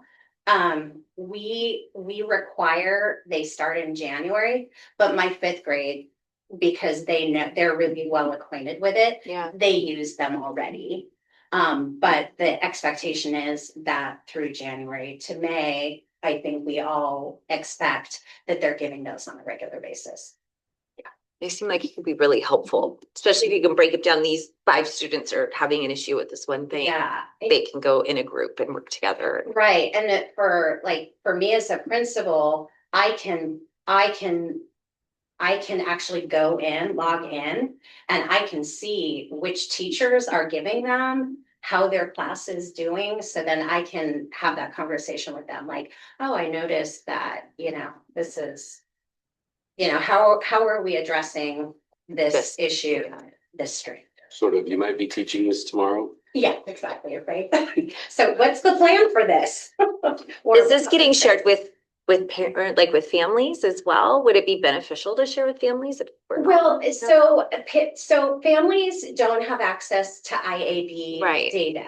Right. They only have access to the practice test and to the summative, the prior year's data, right? So you get a breakdown of this is how your student performed. Sure. And Sorry. I was just gonna say the information in the SBAC when we lead up to testing gives the resource to all the families of where they can access this information. And I know in my communication, we strongly encourage families to be like previewing this with their child or giving them at least the parents some understanding of what it is, so that when we give all of our recommendations and reminders, leading into the testing time, they have more awareness. But I do think it's an area for growth, at least in our building, where I send it out, but I don't think parents know as much about it. And so maybe even bringing it to a booster meeting where we are doing more like check-ins on a regular basis, or having a parent information night or something like this can also help them. And our third, fourth, and fifth grade teachers will put out a parent square and say, tomorrow we're giving. Please make sure, sleep well tonight, because it's a practice assessment. Right. So giving families, like, this is really important. We really want your student to perform as well as they possibly can on this practice. And that's always helpful to so they know this is a really important thing. Right. I was gonna say that one of the most daunting things for the Smarter Balanced in general for teachers is logging in that first time. And then reacquainting with how does this go? Because it's been a little while. They don't necessarily start right when school starts. So for them to log in, but also take bite-sized chunks. So if they can align the strands and the IEPs with unit assessments, that it's really assessing the standard that we want kids to reach.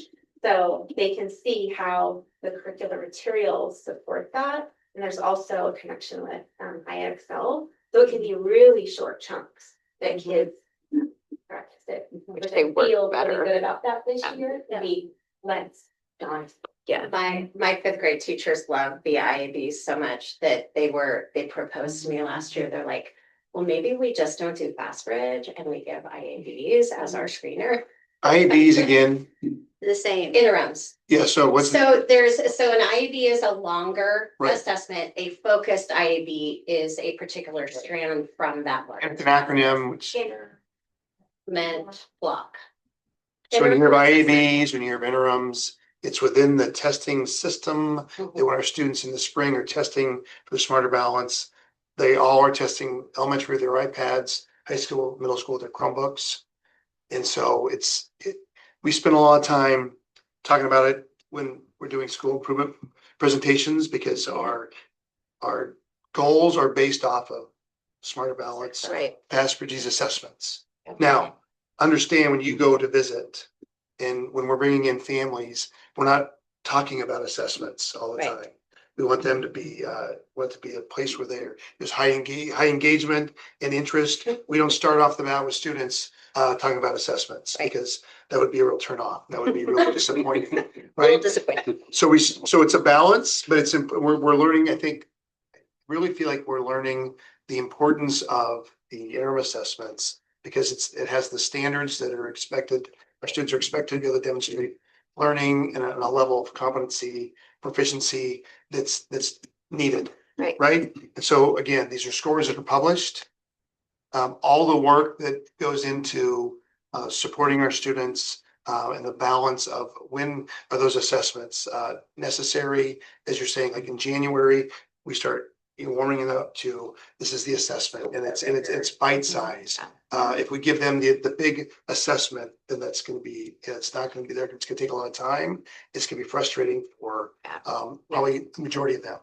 I think that there's also layers to it. So there's the layer of teachers learning more about the resource that it is and how it can best support their decisions as teaching and learning. Because we can also give an interim that can say,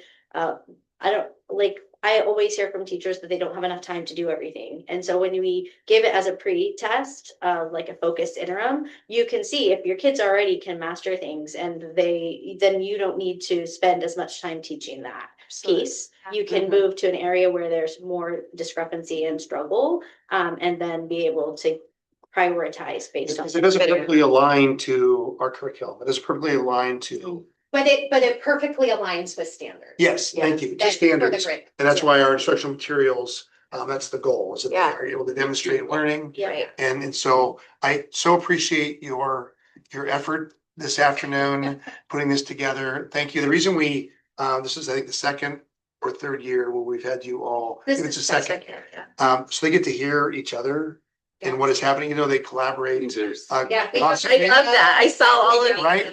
No, so there is this is somewhat like a PLC in that Connor meets with them virtually frequently. Is it once every 2 It was weeks? just this morning. And so we meet as a leadership team focusing on instruction frequently. So this time together and their opportunity to present their school improvement plans and for them to hear from each other, like what they're doing. And as you said, taking notes. So it's one of the reasons like I like the way we are doing this because they do get to hear about what's going on in their buildings. They're not necessarily visiting each other's buildings as often as we are visiting their buildings. I know that they are talking all the time and collaborating on all the things that happen when you're leading a building. So if there's anything else to share, I want to thank you for your time. Do you guys have anything else you want to add? You go. The 15 minutes too, I think makes a huge difference because I feel like sometimes you guys probably think that we need this whole big thing like before where you really can fit each of this into that amount of time too. Yeah. I feel like it's less pressure, I feel like. And it is, Yeah. it's the idea of being concise. This is what's most important. It's And broken I know down. that you can access them through me, through Connor and get information that you need. And too long, right? We're sitting for a long time. There's just no way we could say, well, I mean, when we had an hour. Yeah. Right. I could tell you All the things. Which wonderful, yes, but at the same time. Yeah. That's it. Right. Right. So thank you. Yeah. I know. Did you have some? Oh, I was just gonna say, I appreciate like the honesty of kind of like where you're at. Like, it's refreshing, honestly, to just be like, yeah, this is where we're at and we're gonna figure it out. Like, Yeah. yeah. Yeah, you know, and to that point, yeah. That we know. Yeah, I don't think there's anybody here that's thrilled or content with where we are. And even with our science numbers, where those are, and we're excited about our science numbers, we still see room for improvement. And that's what we're gonna continue to do. And it's the math adoption, that was a big move for us. That was a big investment. And we look forward to seeing the next few years be consistent with the delivery of that curriculum throughout the entire system we have at elementary. And you'll see, as you keep visiting schools, what I see, which is they have books, they have Yeah. online materials, we have IXL, so we're making investments in support that we think is gonna benefit our students, the professional development for our teachers. And math is gonna continue to be a focus for us. So we're already thinking about our August training. What are we gonna do in June? Is it possible that we can support our teachers? We're already looking at all these different opportunities as we plan, not only for this year, and we're seeing what's happening, but future years. With math being a focus, we hear across the country, we hear it in our community, this is what's desired. We also see it and want our students to be more confident in their math ability, their numeracy. And again, we've seen it as we visit Kate multiple times. I've visited and seen the same focus. And I'm also seeing it. It was the first day at Gauze when I was in Mr. Genova's class, and he was doing some numeracy activities with his entire class on the first day of school, and it was, I think, early in the morning. So it's like he led with math. I think for us, like the most important piece that we really have to emphasize and not let it go is that it's rigorous. It's a rigorous setup. It's an intense curriculum. The majority of the work is done by the student, and in that it's productive struggle. So it's got a low floor, so everyone has access to it, but it's a high ceiling. So a student who's advanced in math can go for it. go great places Yeah. in a lesson, but for a lot of students, it's going to be a lot of struggle, and productive struggle is what we call it. And we have to be diligent about not allowing teachers to say, oh, it's this part's just too hard. Right. So let's see how we can modify this. No, it's gonna be hard, but by the time they get to fifth grade, they're gonna be like master mathematicians Right. that have the vocabulary, the skill, the mindset to be really successful. And that's the piece we can't let go of. That's the piece that's essential, because if they do it the way it's designed, we will all be seeing really notable growth. Right. I love that. Thank you for saying that. Oh, yeah. Hey, thank you so much. Thank You you. have for you little they will get Oh, your wow. hard work. Look at that. Yes, so thank you for Oh. bringing us in. So you She's have- very excited about this. You showed me This this. is. It has our like thing. Yeah, you have a card, you have a portfolio there. Let me see the front. I didn't get to see what it got all done. Oh, yeah. Expectation is you would bring us to your meeting. The line. He was very excited. Yeah, and he told me all that. He's like, Yeah. this and like, that's fancy. You have to put it under your. You all are so professional. Does it? It does. Oh, it's a laptop. Yeah, the laptop. Because it's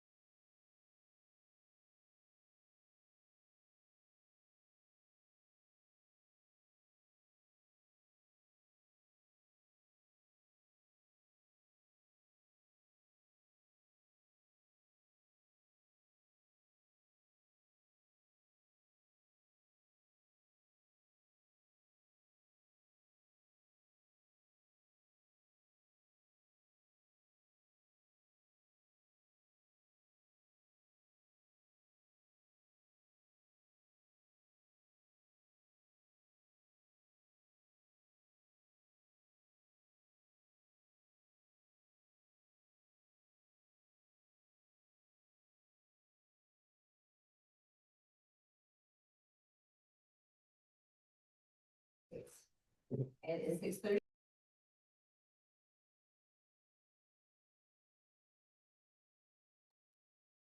pledge allegiance to the flag of the United States.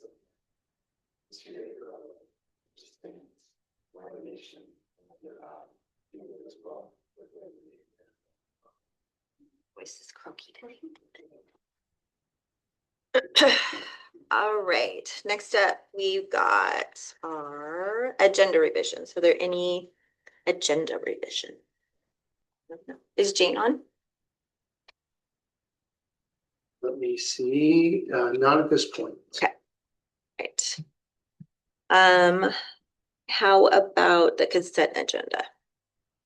Any questions? Do I have a motion to approve? I'll move to approve. I'll second it. All in favor? Aye. Motion carries. All right. Next up, it looks like we've got our informational presentations. We've got our year-end budget and staffing report to see. Yes, Shalice is going to share with you not one, but two presentations. We have the end of 24-25 and then update for 25-26. So Shalice, thank you for being here. And you can see that. And just as a reminder, we did not make copies of this. I think you'll be able to see this clearly. This same presentation will be posted online, but if you want a copy at some point, it's really what you want. Okay. Okay, so we have closed the books for school year 24-25. It's currently with the ESD to be reviewed. And so this is our presentation on how we ended the year, and then we're going to go into how we started 25-26. So this is showing what we budgeted for enrollment for 24-25 versus our actual, and then also comparing to 23-24. So from 23-24 to 24-25, we went down 4% in enrollment. That was 102 FTE. But if we go by what we budgeted versus our actual, we were up 21 FTE, 1%. So our budget was pretty on for what we budgeted, so that was positive. So this slide shows the trend for the last 5 years of where our enrollment has been every month. You can see from 24-25, we stayed like really steady through the year, which is really nice. Normally there's a little bit of a dip. So our enrollment stayed on track, which was good. Okay, so just another slide showing each month's enrollment compared to what we budgeted, the 2,530, and each month we were up. We stayed around 20 FTE up throughout the whole year. So if we underestimate, so if we have more students than we thought, like, do we see extra money? In January. So In it January, is okay. a really good thing to budget under what you end up with, because our state apportionment goes by our FTE, and from September through December we get our state apportionment based on what we budgeted. So if you were to budget too much enrollment, then those months you'd be getting too much revenue, and in January they'd take it back. Gotcha. Which is not a good place to be in. But in January, getting additional revenue is a great place to be in. Right. Okay. Yes. Okay, so this is the same graph that we saw at the end of last year. This is as of October 1st for school year 24-25 and where we were staffing. And this goes by number of people in positions in our main categories. So just, sorry. So WAE is our certificated staff, PSC is our classified staff, PAW or PA is our building administrators. And then we have classified staff that are here at district office, and we have administrative staff that are here at district office. And then this is the same chart, October 1st, 24-25, but it's based on compensation for each of the main groups. And that's where we were October 1st of 24-25. And later we'll see where we are for 25-26. And so here's how we ended the year in all 5 funds. So we ended with the general fund at 9.34%. As a reminder, the percentage is based on the fund balance divided by the total expenditures for the year. So that percentage really is a moving target. It changes every year. What a 6% would be or what a 9% would be. But we did end over where the minimum fund balance policy is at 6% and the board goal is 8%. So we're in a positive place. Okay, so this is the fund balance trend that the board sees every month of where we are when our money comes in. So this shows the whole year up to August compared to our fund balance. And so ending at the 9.34%. And that is due to increase in enrollment versus budgeted, that 21 FTE, conservative purchasing. We claimed all of our grants. We also got new grants this year. We went out for Perkins and Perkins Reserve. That was around 50,000. We had OSSI comp grants for 3 of our schools. That was 27,000 each. We got a 50,000 dual language grant and then a very small AED grant that we got to buy an AED for one of our locations. And then Hathaway qualified for high poverty LAP. It was 1 year only for last year, but that was 95,000. And then we had lower accounts payable than were budgeted.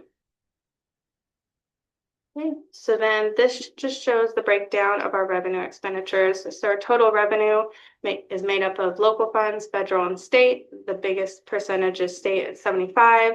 Local, as we've talked about at the last meeting, is 20% and federal is 5%. And then where our money is spent in 4 main categories. So 82% is spent on salaries and benefits, so human resources. 12% purchase services, contracts, supplies, 4%. And then other is like travel, capital outlay, small purchases at 2%. Any questions for how we ended 24-25? So on the pie chart, where does like athletics and extracurriculars get? So in the expenditures, athletics would be in every category. So salaries and benefits is all the coaches' salaries. Yep, supplies, anything we pay for. Exactly. Yeah. Any other questions? No. Okay. So this is how we started 25-26. So we budgeted 2,438 FTE for the year. We started September at 2,498 FTE. So we're up 60.87, so 61 FTE from where we budgeted. So it's a great position to be in. Keeping in mind that from 24-25 to 25-26, we have declined by 2%, so 47 students. So we are still seeing a decline, but currently as of September, the decline's not as great as we budgeted, which is positive. So stating again, our state revenue is based off of currently our budget, but in January, we'll see a bump if our enrollment continues to be higher than what we budgeted. Okay, so this is just the history of our fund balance and where we have been and where we are now, showing that we had a few low years and we're working to get it back up to a healthy fund balance. So our 5-year average is 7.74% and we ended at 9.34%. And then the same graph that we saw in 24-25, but this is 25-26 as of October 1st, where we are for the number of people in positions for the same categories. Do you notice anything about those numbers, percentages? They're lower in the top 2 categories, and then the other ones I don't think they changed. So especially the PA, which is the building administrators, stayed the same. Yeah. We really feel like that's what our community, when we survey, that's what the community asked for. Yeah. So I feel like we've done a pretty good job of hearing the community and their requests for our staffing reductions. Yeah. And then the same graph, but based on compensation for the 5 groups. So you can see that we spend a lot of our funds on our teachers. And then this is a comparison between 24-25 and 25-26. So you can see where we made reductions. So we made reductions in the district office admin team by 2, the classified district office non-rep team by 2. We ended up adding a teacher, and then we did not end up making a change as of October 1st for the principals and the PSE classified.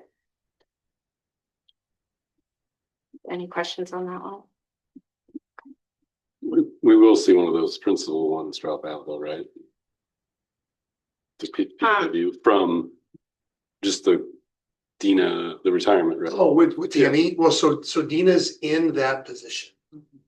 Right, so yeah, Tammy did retire.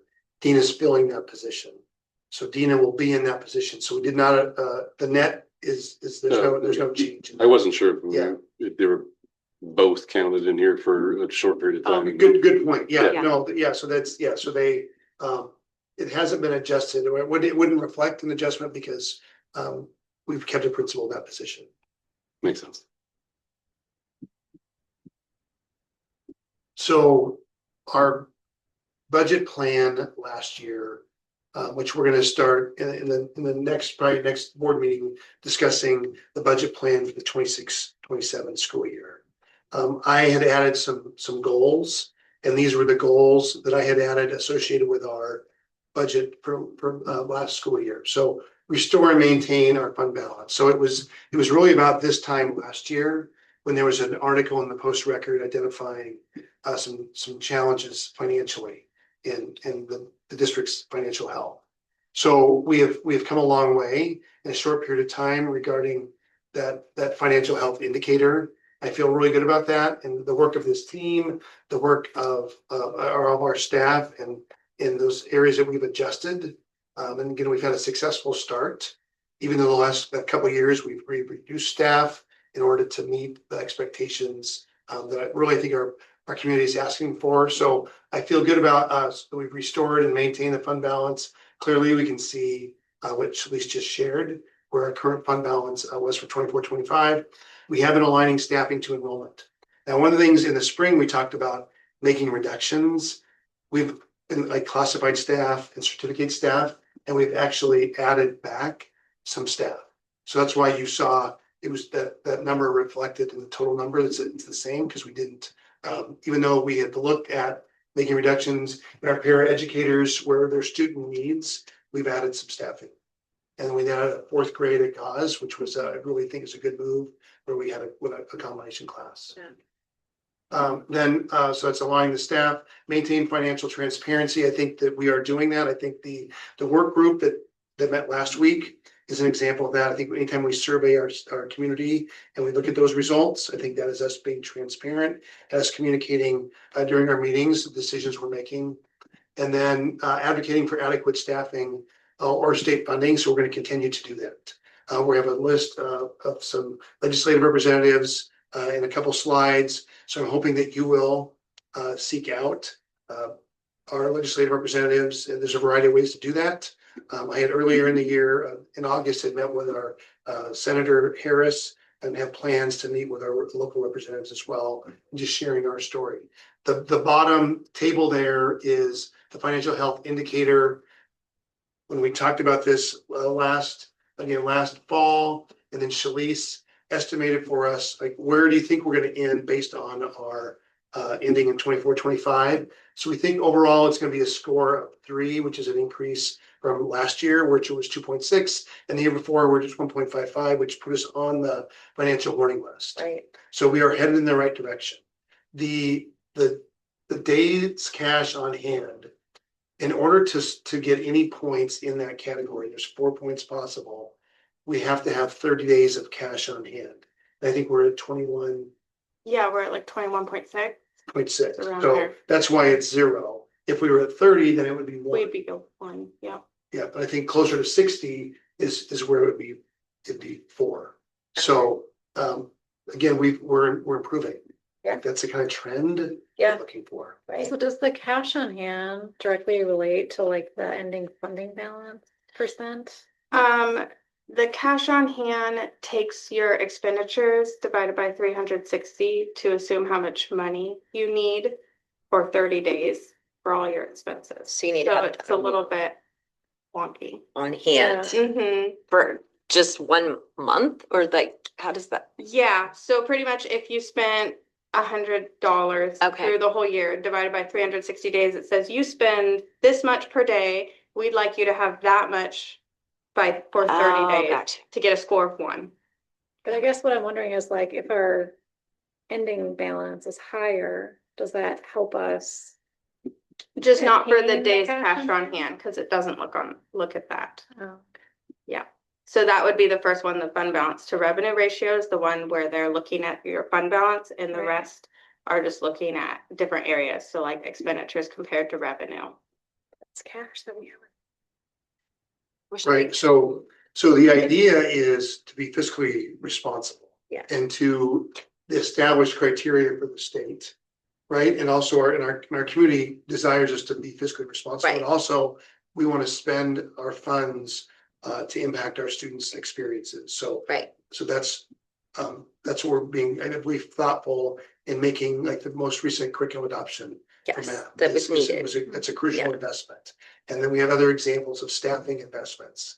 So that helps us when we have the resources. Yeah. To be able to identify the need that we have. You heard our principals talking about what they're focusing on. So a part of what we do, we're listening to them, asking what they're telling us really what Right. they need. Right. So when Hannah talks about where they're seeing some challenges with behavior in recess, so we look at, so how do we mitigate those Right. challenges? What are some things that we can do by resources? So now here are legislative representatives. So we have David Stevie, Mayor Stevie, Kevin Waters. There's their contact information, and then Senator Harris. So I would imagine that each time we come together, we'll probably bring out the least and mention the importance of reaching out to our legislative representatives as they are preparing for the next session. Right. Which I think it begins, I don't know if it's January 12th. This is a 60-day session. So they are gearing up and planning. So this is the time for us to share What we need. Yep. Tell our story and ask them for considerations. I'm going to be attending a legislative meeting in the near future with the ESD 112. So they've identified their legislative priorities. We'll be discussing it in November, what our priorities are. Yeah. Are there any questions? You're very thorough. Thank you. All right. Thank you, Shalise. Yeah. Great. All right. So our strategic plan rollout.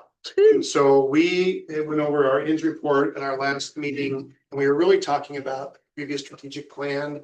So I just wanted to share with you quickly our current strategic plan, so you can see that on our website, and maybe you've already gone to this, I'm not sure if you have, but on our website, we have it identified. So here's the hard copy, here's a PDF. If you want to access what we've shared with you before, our vision, our mission, and then we have data that was identified. So these are the metrics that we're going to be using for the strategic plan. So under goal 1, we have on-time graduation and we have attendance. So you didn't hear from our elementary principals anything about on-time graduation. Right. But at our next meeting, where our high school principals can be sharing information with you, on-time graduation is something that's that they're tracking, they're continually working on, not only on-time graduation, but the extended graduation rate. So we have identified here, Les has provided some trend data for us. Now, this does not include 2025, but it will soon. So we'll add 2025 to this, not only for on-time graduation, but also for our attendance, which again is up through 2024. And it also compares how we're doing to the state. So we are also looking at how do we compare to other districts, specific to graduation, how do we compare to other high schools?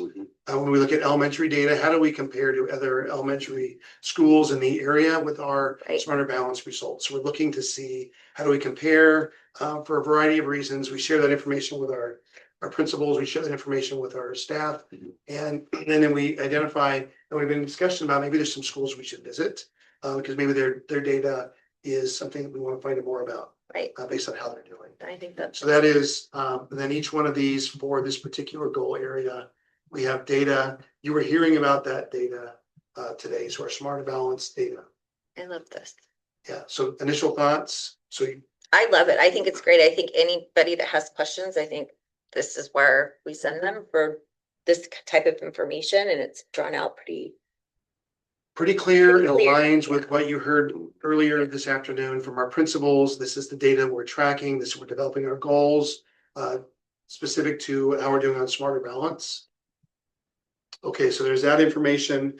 Interesting what you'll hear from when our middle schools talk about their science results. They're very pleased. Yeah. Canyon Creek's science scores are, Awesome. I think, amongst the highest in the county, and probably multiple counties, and quite possibly in the state. Yeah. So they are doing some really good work, and we're looking at that department and what are they doing specifically, Great. and how can we replicate that in other Right. areas. Are we seeing other schools publish like this extent of data? Other districts? Yeah. That's a good question. I haven't been looking at, recently looking at different websites, but when we're looking at the school improvement plans from other districts, we saw similar information. Yeah, and there isn't one way to present it or Right. Organize a strategic plan. But this is what I believe that we heard with that work group doing that. And Sadie, thank you for your assistance with that. I just think it's in your interest in seeing this through. So, but that's a really good question, and I would say probably more than likely.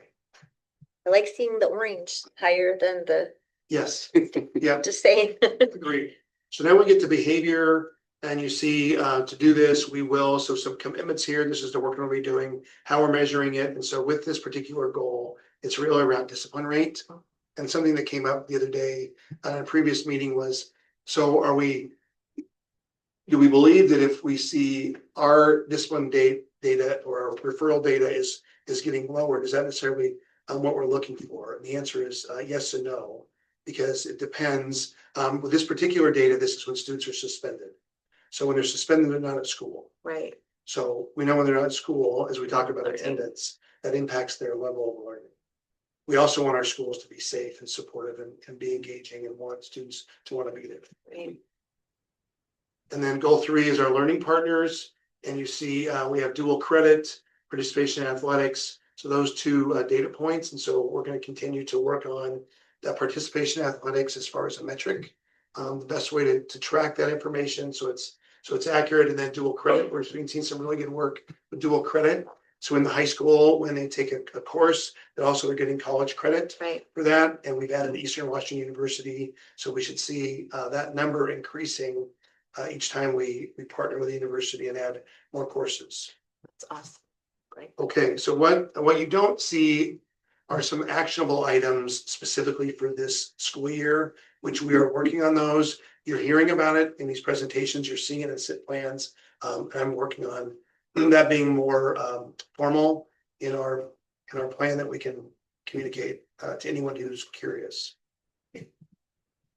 And then the profile of a graduate, which is a new addition, I feel really good about this work. And as we're identifying skills at each grade band, ensuring that our students are meeting not only the expectations, but as we heard earlier today, realizing their own potential. Okay. Any questions that you have on strategic plan at this point? This looks great though. It's a Yeah. great start. It's great. It's a great start. I love it. Yeah, and then what you'll see at the end report next year is it'll be these data points. Yeah. Yeah. Okay. Very easy to read. Yes, thank you, Les. Well done. Yes, thank you, sir. Did a good job. Okay. Next up, we don't have any citizen comments. Yeah. All right, so next up, we have our levy rate determination. Yes, so at our last board meeting, we did a presentation on our levy rate. And so you've had a couple of weeks to process the information that we shared with you. There's been some dialogue. Just a reminder, our EPNO rate is $1.95 per thousand. So educational programs and operations. And then our capital levy is 62 cents per thousand. So have you had any questions about the establishment of those rates. I don't have any questions. And do we have Jane? Is Jane? She's in. She is in there. Okay. She's in. No questions. Okay, thank you, Okay, Jane. thanks, Jane. All right, so do we need a motion to approve that one then? Okay, do I have a motion to approve our levy rate determination? I'll move to approve. I'll second. All in favor? Aye. Aye. Thank you. So that allows us to move forward with our proposal Yes. for action, which will, the resolution that will be established at our next board meeting, we will present to you a resolution. Awesome. Thanks, Aaron. Okay, next up, we've got our approval for our 2025-26 board superintendent operating principles. Yes, so just as a reminder, we made some substantial changes to those operating principles. And we've had a couple different readings. And so I just wondered if you have any additional questions or thoughts regarding that. I'm pretty excited about the work that we did, as that was a document that we had been using. And based on your feedback and based on what we heard from our mentor from WSD, Yeah. you know, we could make some revisions, and we made some substantial did. revisions. I think it fits our district better, or our district Current better. board, Yeah. yes. Yep, I think it works. Yeah, I think it looks good. And like we talked about, like if we find that we didn't get it quite right, we can always adjust it as we need to. Right. We go over it every year, so Yes. yeah. Okay, anybody have any more questions or comments on that one? Nope. Do I have a motion to approve our board and superintendent operating principles? I'll motion. I'll second. All in favor? Aye. Aye. Right, motion is approved. Next up, we've got our 25-26 board and superintendent goals. Yes, so similar to last year's goals, we made some revisions. I'm excited about the work that we've done with that. I think that what we have are some goals at the end of this year, and actually throughout the year, we can refer back to those goals. Yep. As they are goals that I think certainly are achievable, they're measurable. And so these were ones that you contributed to what you were interested in seeing, not only as far as a board, but also for me. So if there are any additional questions. No. Not. Nope. All right, do I have a motion to approve our board and superintendent goals for 25-26? I'll motion to approve. I'll second. All in favor? Aye. Motion carries. Alrighty, next up, we have Resolution 25-2601, which is sole source for purchase of Diamond Dust 4-in-1 multi-purpose infield material. Yes. Tell us more. So we are doing some work on our baseball fields and softball fields at the high school. We've determined that we have some substantial work to do between now and when the season starts. And then after the conclusion of the season, we have a plan for ongoing work and investment in those fields. And so we are not only aware because we've identified it, but also the community has said Yeah. we need to get those fields ready to be played on for the upcoming season. So this particular resolution, the Diamond Dust is a mix that we think is necessary for the infield of those 4 fields. So we are working with a number of vendors. One in particular is going to help scrape a few inches off of the infield. Then we're going to add this particular product. The reason we're asking for you to approve this is the sole source being, this is the product that we want. We have vetted this product. A number of us have been looking into this. We've been meeting regularly to establish our plan for those fields, and that plan includes this Diamond Dust surface. This mix that we think is going to help us and help our athletes be able to play through our soggy springs. That is good to know because we have some very soggy. Yes. Yeah, Yes. and there's definitely been community talking about like, For hey, sure. can we invest in those athletic facilities? Yes. So, And every person I've talked to wants to help. right. So we are working on how can they assist us? Yes. And because there's a variety of ways they can help. When we're using equipment, that can be challenging when we have volunteers, but we appreciate the interest. This is not just individuals who are upset. They're saying we want to help. Right. We want to see our students, our athletes, our children using those facilities. And they're not usable as they are right now, but we are getting them to that Yeah. point, and that's what Yep. this is for. Correct. Awesome. All right, Any other questions about this purchase? Okay, all right. You need approval for this one, yeah. yes. Okay, so I've got, do I have a motion to approve 25-2601, which is sole purpose or sole source for purchase of Diamond Dust 4-in-1 multi-purpose infield material? I'll move to approve. I'll second that. All in favor? Aye. Aye. All right, motion carries. Next up, we've got a waive bid requirements to approve change order for the Environmental Controls Corporation. Yeah, so this is specifically the high school. So we've got a contractor working on upgrading our HVAC system. And they discovered that we have additional work that needs to be completed. And we weren't aware of that until they really got into the system. And Jessica is here if you have any specific questions about this change order. It's the amount that's beyond what the superintendent can approve. And so that's why we're asking for you to approve this bid requirement, to approve the change order because of what has been discovered, and it impacts, especially going into the winter season.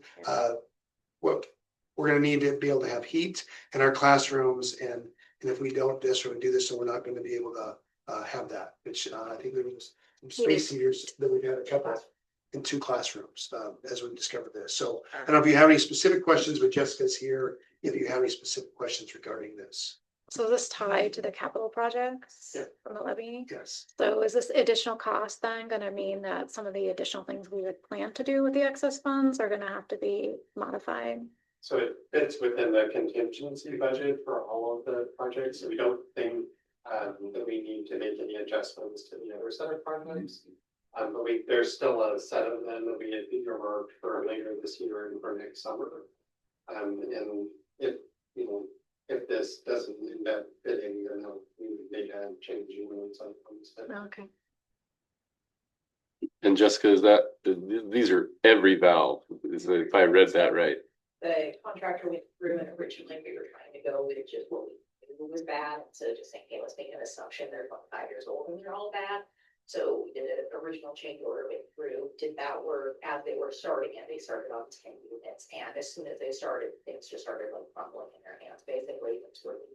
So they had to shut stuff off, which is now why we have classroom and the shop we're now. So we have space heaters in those, and they're like, we have to stop. We can't keep the original change order until we figure this out. They were hoping that we wouldn't have to do it or for it to be in better shape, but if they're all going to end up going, if they're not already now. So they have been inspected and, okay. Any more questions? Anybody? All right. Do I have a motion to approve our waive bid requirements to approve change order environmental controls? I'll move to approve. I'll second. All in favor? Aye. Aye. Motion carries. You. All right, we are on to our policy revisions. We've got policy 3241, which is our student discipline, and this will be our 3rd reading. Yes. So I'm wondering if there's any questions with policy 3241. So revisions to an existing policy. We've talked quite a bit about the reason for the change. Yeah. It's a statute based on legislative changes. Any additional thoughts, questions? I don't have anything on this I'm one. good with it. Yeah. Good with this one.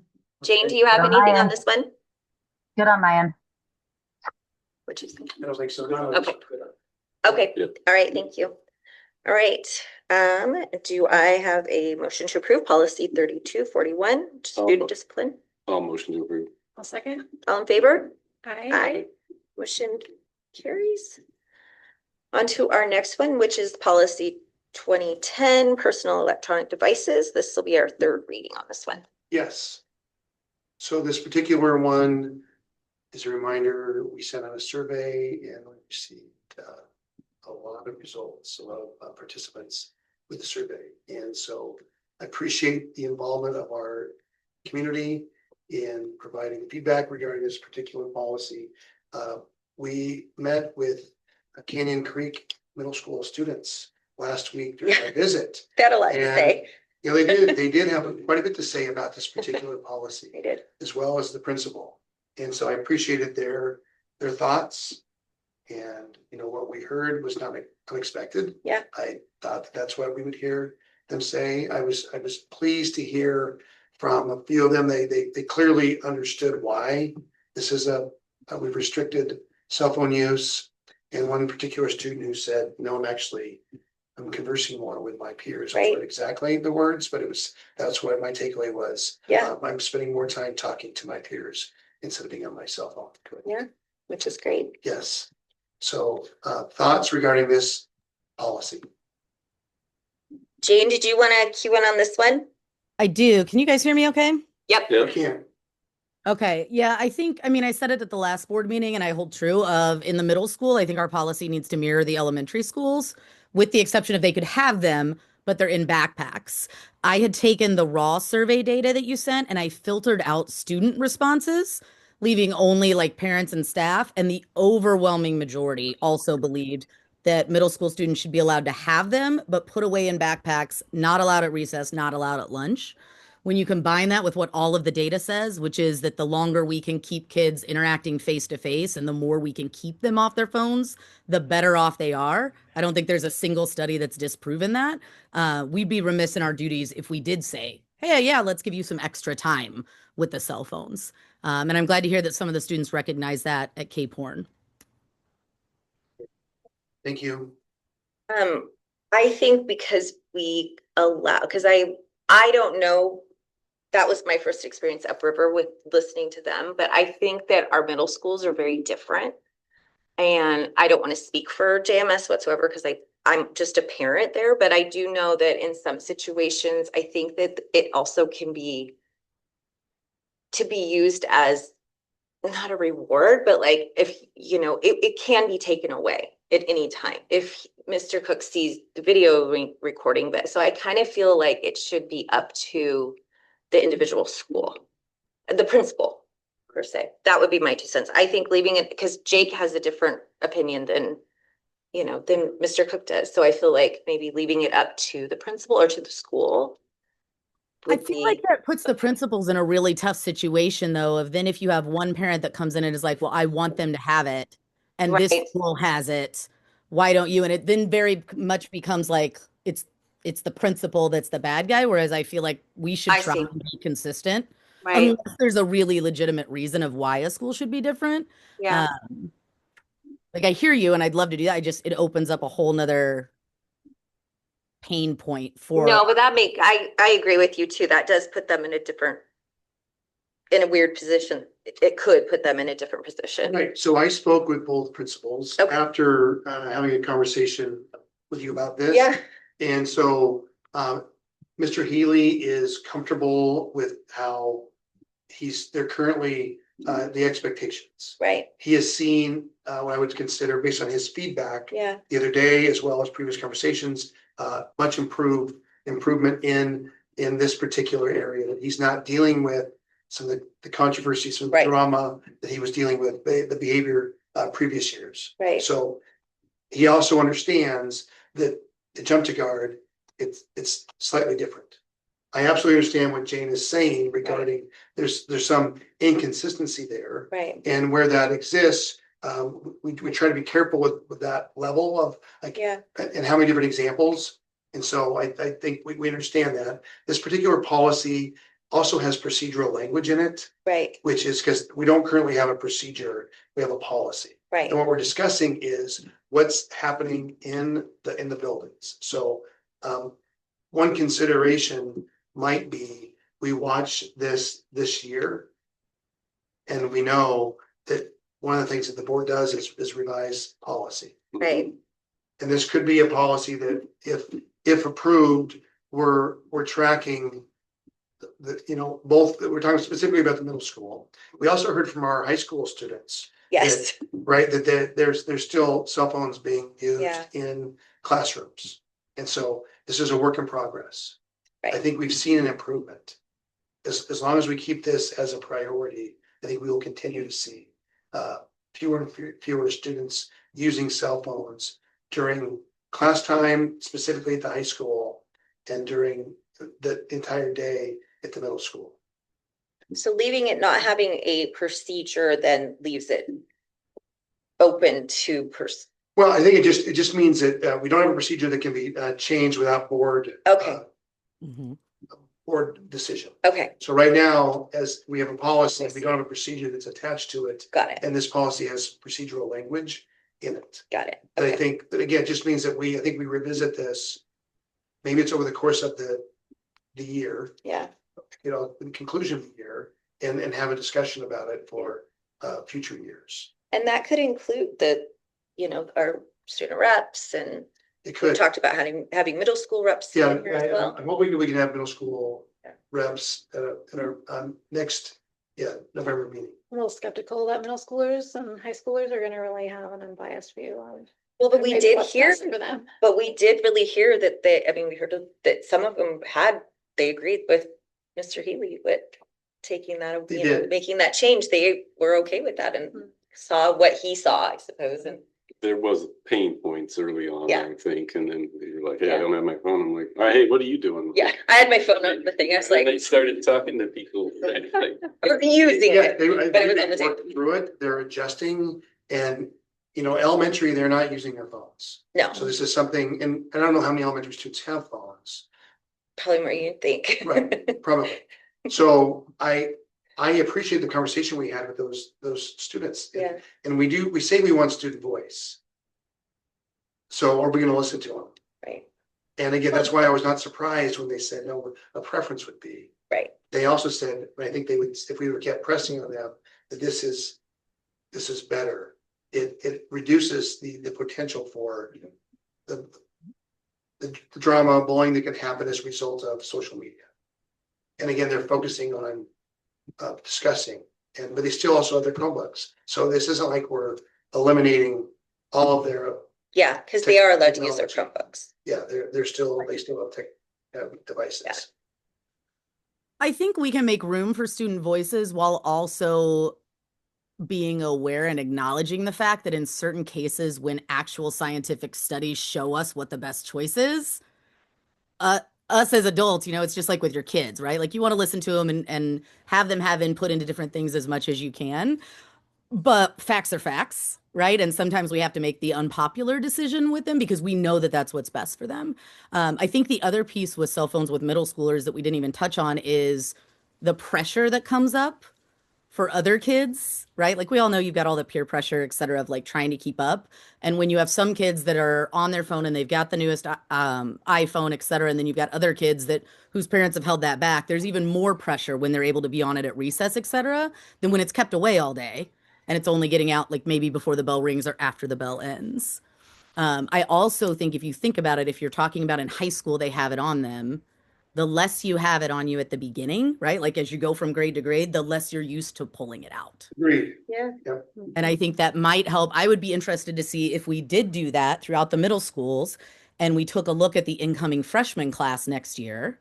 Do we have less of an issue with cell phones being pulled out in classes than when we've done, one school does it, one school doesn't? I don't know. I feel like we've already started this year too. I don't know. Okay, so this is the third reading. Yeah. And we can certainly, we can make, there could be a proposal for action, or we could continue our discussion. I'm ready to vote, but that's just me. Yeah, I think that I'm not I seeing. don't want to keep beating it up. I love the research you've done, Jane, and kind of bringing that all to the table in terms of how we can definitely help the students. I'm not being in and out of Jemtigard because I have 2 students there. I'm not seeing an issue like they've had at Cape, which led to the total ban currently. So that's my own personal experience there. So What are your thoughts? I don't know. I mean, I agree with Jane that I think it's better. The less is best. I think just generally, even for high schoolers.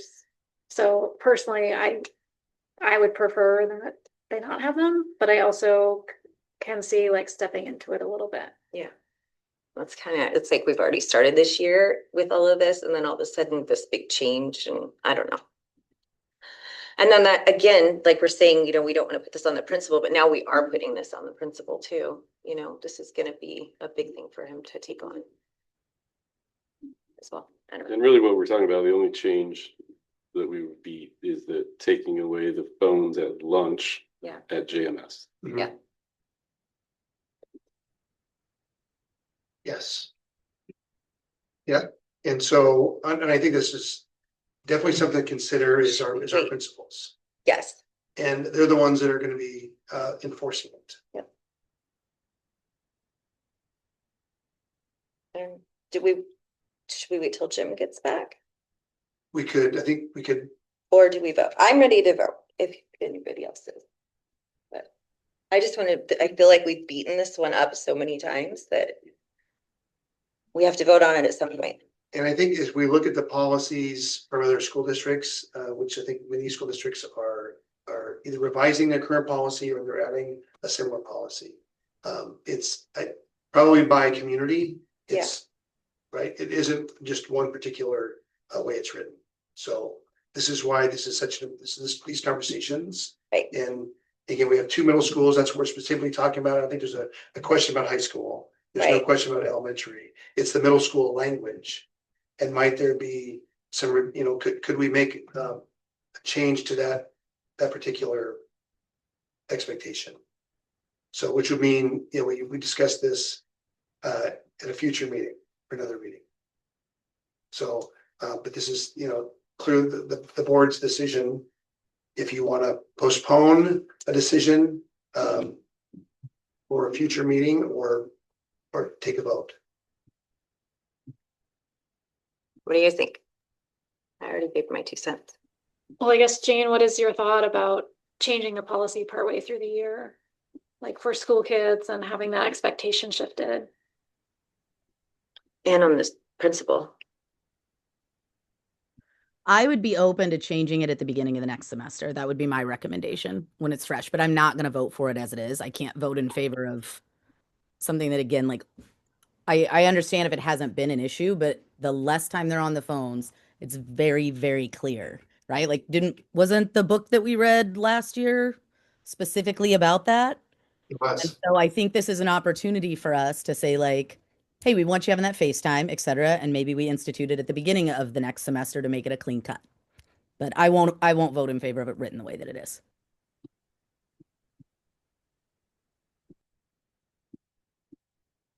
What do you want to do, Paul? You want to vote on it? Do you want to wait? Should we I'm kind of liking what Jane's saying right there. wait And until semester? I'm with Ida, like, you don't want to change now. I mean, they're No. halfway through this term.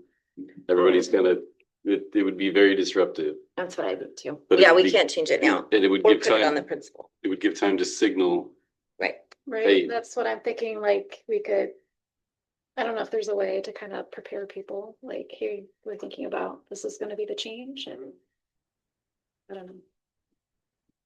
And I think, I mean, this is this is a big topic, obviously, so I really think that we should wait for to Jim. talk to Jim Okay. as well, since Sure. he's been here at all. Okay, so you want to revise the current language that we have, Yes.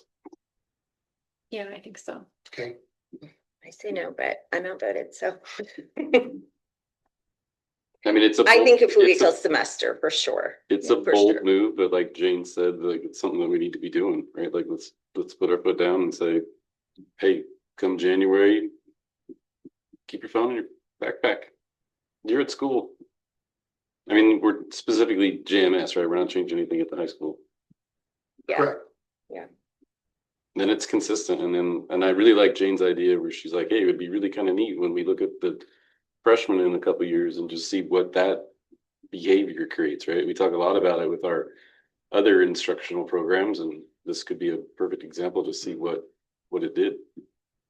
Could make a difference.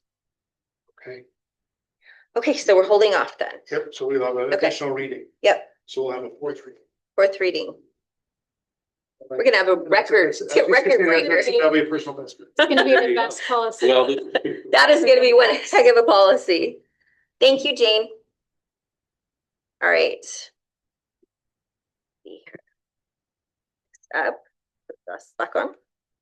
We have our comments from Board of Directors. Jane, do you want to start since you're online? Sure, thanks. And thank you for letting me be remote today. It is my son's 10th birthday, so Yeah, much as I love y'all, got to spend the evening with him. No, for me, I think the thing on my mind is parent-teacher conferences this week. Really looking forward to seeing. I know we talked about the curiosity around how many parents actually attend those, as well as like would love to hear from the teachers how they feel like it is. And then I think the other thing weighing on my mind, just given the time of year and some of the demographics in our community, is just those that might be facing some food insecurity with some of the headlines that are out there. And so for us, like personally, I give to the backpack program at the school, and I really encourage anyone that is able to do that to help participate, whether that's volunteering or donating, at least to help make sure that any of our kiddos that are dealing with some of those food insecurities are supported throughout the year. So that's what's on my mind. Thank you. Thank you. Paul? Kind of feeling a little talked out over here, to be. I would just, give a shout out to Cape and Canyon for allowing Sadie and I and others to visit the classrooms and really see the kids in action and the teachers in action. That was a really good visit for me, just to kind of roam the halls and just kind of see everybody being kind in the hallways. I really like that, and it really resonated with me, just how how everyone was behaving. I didn't see anything out of the ordinary that thought you would normally see someone running down the hall screaming, but like, nope. They were all very well behaved, and it was good visit. So it just, it makes me want to see all of the sites, which luckily those are all in plan. So Thank you. Ida, you got anything? So I had parent-teacher conference last night. It was late, so I made special arrangements. So huge thank you to Mrs. Gustafson for being there well after dark. And we were there for a long time, so she's got stamina. So huge thanks to her. There's also a native plant sale on Sunday at the high school. I saw that. So I'm excited about. I'm kind of a plant freak. So, and then I guess one thing that's been percolating in my mind is just, I know when I had my check-in with Aaron, I was asking about class sizes and how that's calculated, and learning about kind of how the extracurricular teachers are folded into that calculus. And so our class sizes are actually much larger than the 17-to-1 ratio. And I think one of the things I was thinking about as we were moving through this work group process and resource optimization, like I have real concerns about the impacts of that class size, like on the kids, especially since we have so many special needs and kids on yeah, thank you. So one of the questions I have as a parent, we're prioritizing some of these extracurriculars, at the cost of the class sizes. And, at this point, I'm not sure that's not compromising the quality of education that like my son is receiving and other kids could be receiving. So, having some input on, is that a choice that our community wants to make, right? Do we want to maybe give up some of these extra things to really focus on the academics and lowering the class sizes and really focusing on, getting, talking about like these test scores and really trying to attack that. So, my decision wouldn't necessarily be the same as somebody else's, but just kind of having that discussion. I don't know. Maybe something to think about as we're talking through, that topic. Absolutely. And I think that's all I had. Well, thank you. I kind of piggyback off of Jane and with Paul's conference week. I would love to see how the teachers feel about it, like how the turnout was. If the times work, I think we've talked about that. Like, are these times good for parents and for teachers and whatnot? If there's a better way we could be more helpful, or whatever for those. So I think hearing back about that would be helpful. Loved visiting Cape and Canyon. Rick and Jake are phenomenal. They have such a great community up there. I'm always love going up there. I don't get to go up there very often.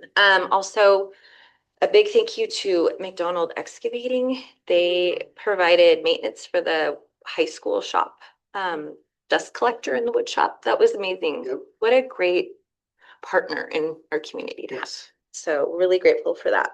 And also I loved tonight, like I loved our discussion. I think this is what our community wanted to hear. We don't always agree and we can talk things out and figure things out and come to a good compromise or, you know, whatever. So I'm glad that we were able to do that. Yeah, tonight. great. Okay, Thank you. that's it. All right, so I got a couple things. So just Ida, so extracurricular. I think our conversation is about specialists, so art, Yeah, I probably. music, yeah, art, music, and library are the three. Oh, okay. I thought you meant That, yeah, our sports. conversation, and so, yeah, I just wanted to like clarify. Yeah, Yeah, it's our specialists, so, thank you. yeah, art, music, and library. All of our TK to 5 students Okay. have, I think, an hour, minimum of an hour a week. Mhm. And then we also have PE, and they have, I think 90 minutes, 9 minutes of PE. So the PE is required. There's a way to do PE a little differently. But there's certainly expectations with that as far as the statute. And then it's music and art that are the two that are not required. So in the middle school and high school, they are, but not elementary. Yeah. So certainly something that the work group and we can discuss more. And I absolutely hear what you're saying. And I will say that when we do survey our community, they're asking for art. And they're asking for music. And to your point, it's a preference. It's that everyone has an opinion about those opportunities. I absolutely hear what you're saying about math, ELA, science, right? The core areas. So we have more discussion to have. And just having the teachers being able to spend the time that they feel like. Right. Yeah, exactly. Yep, absolutely hear that. Okay, so as you mentioned, thanks to Cape Canyon, thanks Connor for organizing our first visit. It was phenomenal. So here's a little bit of information for you on the back. It just has the plan. So I'm hoping that you're available, Paul, as you mentioned, available to attend. On the back, we have some highlighted information. So we had a board visit, we have Cape and Canyon done. Our next one is in November at the high school, November 19th. So we're gonna be at the high school for 2 hours, and then you see the rest of those times throughout the winter and spring. We've already had our executive team visit, which is Les, Connor, and I. We did our first fall visit, so we're gonna be going again in the winter. Visiting our schools, really in a similar way that you're visiting, although we weren't doing panels with students. I thought that was absolutely I love doing amazing. Yeah. Hearing from our students and what they have to say. And so, anyway, that's just a reminder of our schedule. And so we really appreciate it when you can attend. I understand it's challenging. It really means a lot to our principals to have you in their building. So thank you, Paul and Sadie, for being there. So I want to thank our partners. So Sadie, yes, absolutely. Big D has been, what an incredible fall. Yeah. So these equipment they fixed, which has been a challenge for several years, and that helps our wood shop. So the dust is collected, and so that's amazing. That's a So popular appreciate class at the high school. The welder, the boulders that help, I mentioned earlier, so really appreciate all that they're doing. Washougal Schools Foundation, the Camas Washougal Community Chest, the Camas Washougal Rotary Club, W-Safe, the Panther Foundation, WACA, which is the Washougal Arts and Cultural Alliance, Reed Northwest, these are all partners. And as Jane said, as we're heading into the holiday season and what's happening on a national level, there's some challenges. So Stuff the Bus is starting Monday the 3rd. It's going to be wrapping up the December 12th. So that's something that we've been doing for over 2 decades. And that all of those items that are collected are going to go to our families in need. WSAFE, that's why they work more, is to help families in need. So we appreciate these partnerships. And as Jane said, we're going into more many. This is a wonderful time of year, but it's also very challenging. Yeah. Especially if you don't have the resources. So appreciate everyone who partners with us and supports our students and our staff. The resource optimization work group we met on Wednesday, the first, well, it's really the second meeting. Phenomenal turnout. So appreciated the engagement, the team that was there. They gave some really good ideas because we presented the levy presentation that you received, shared a lot of information with them. This is the information, and you already have one, so you can pass those on to those two. So this has information that we shared with those individuals that were in attendance. We have meetings scheduled throughout the year. So that's all the information that we shared with them. You know, really appreciate everyone who was involved. I think that's a group that's going to really provide us with incredible insight. So thanks for everyone there. And you mentioned this at our last meeting, Paul. So for those of you who can vote, please vote. It's December 4th? Tuesday the 4th. No, excuse me, November. Yep. Next week. November 4th, this coming Tuesday. Yes, that first Tuesday. So please, if you can vote, please vote. And You might see some familiar faces. yes, good looking pictures. Yes. Yeah, Les, I'm gonna have to change this. So thank you for that. Stuff the Bus I mentioned already is coming up, and then our golf team. Our Right? A's golf team. Really well. Did so well. They won our league. Yeah. We have Coach of the Year, Coach Menace, good job. We have the MVP is Trenton Maddox, so senior. First team Gavin Schaefer Jr. First team, second team Silas Hall Jr. So Yeah. they did such a good job. I was able to watch them a couple different times in Orchard Hills. Phenomenal. They won't find out until later this fall and early winter how many of them will qualify, I think, for state, which is in the spring. So So congratulations to them. They did such a good job. Thanks to our our elementary principals who really did a good job presenting their school improvement plans. yes, they did great. Yes. So, appreciate their time. Yep. All right. All right, guys. I That think was that's it. an hour. I know. Yeah. I heard you. All right. Do we have any future agenda items?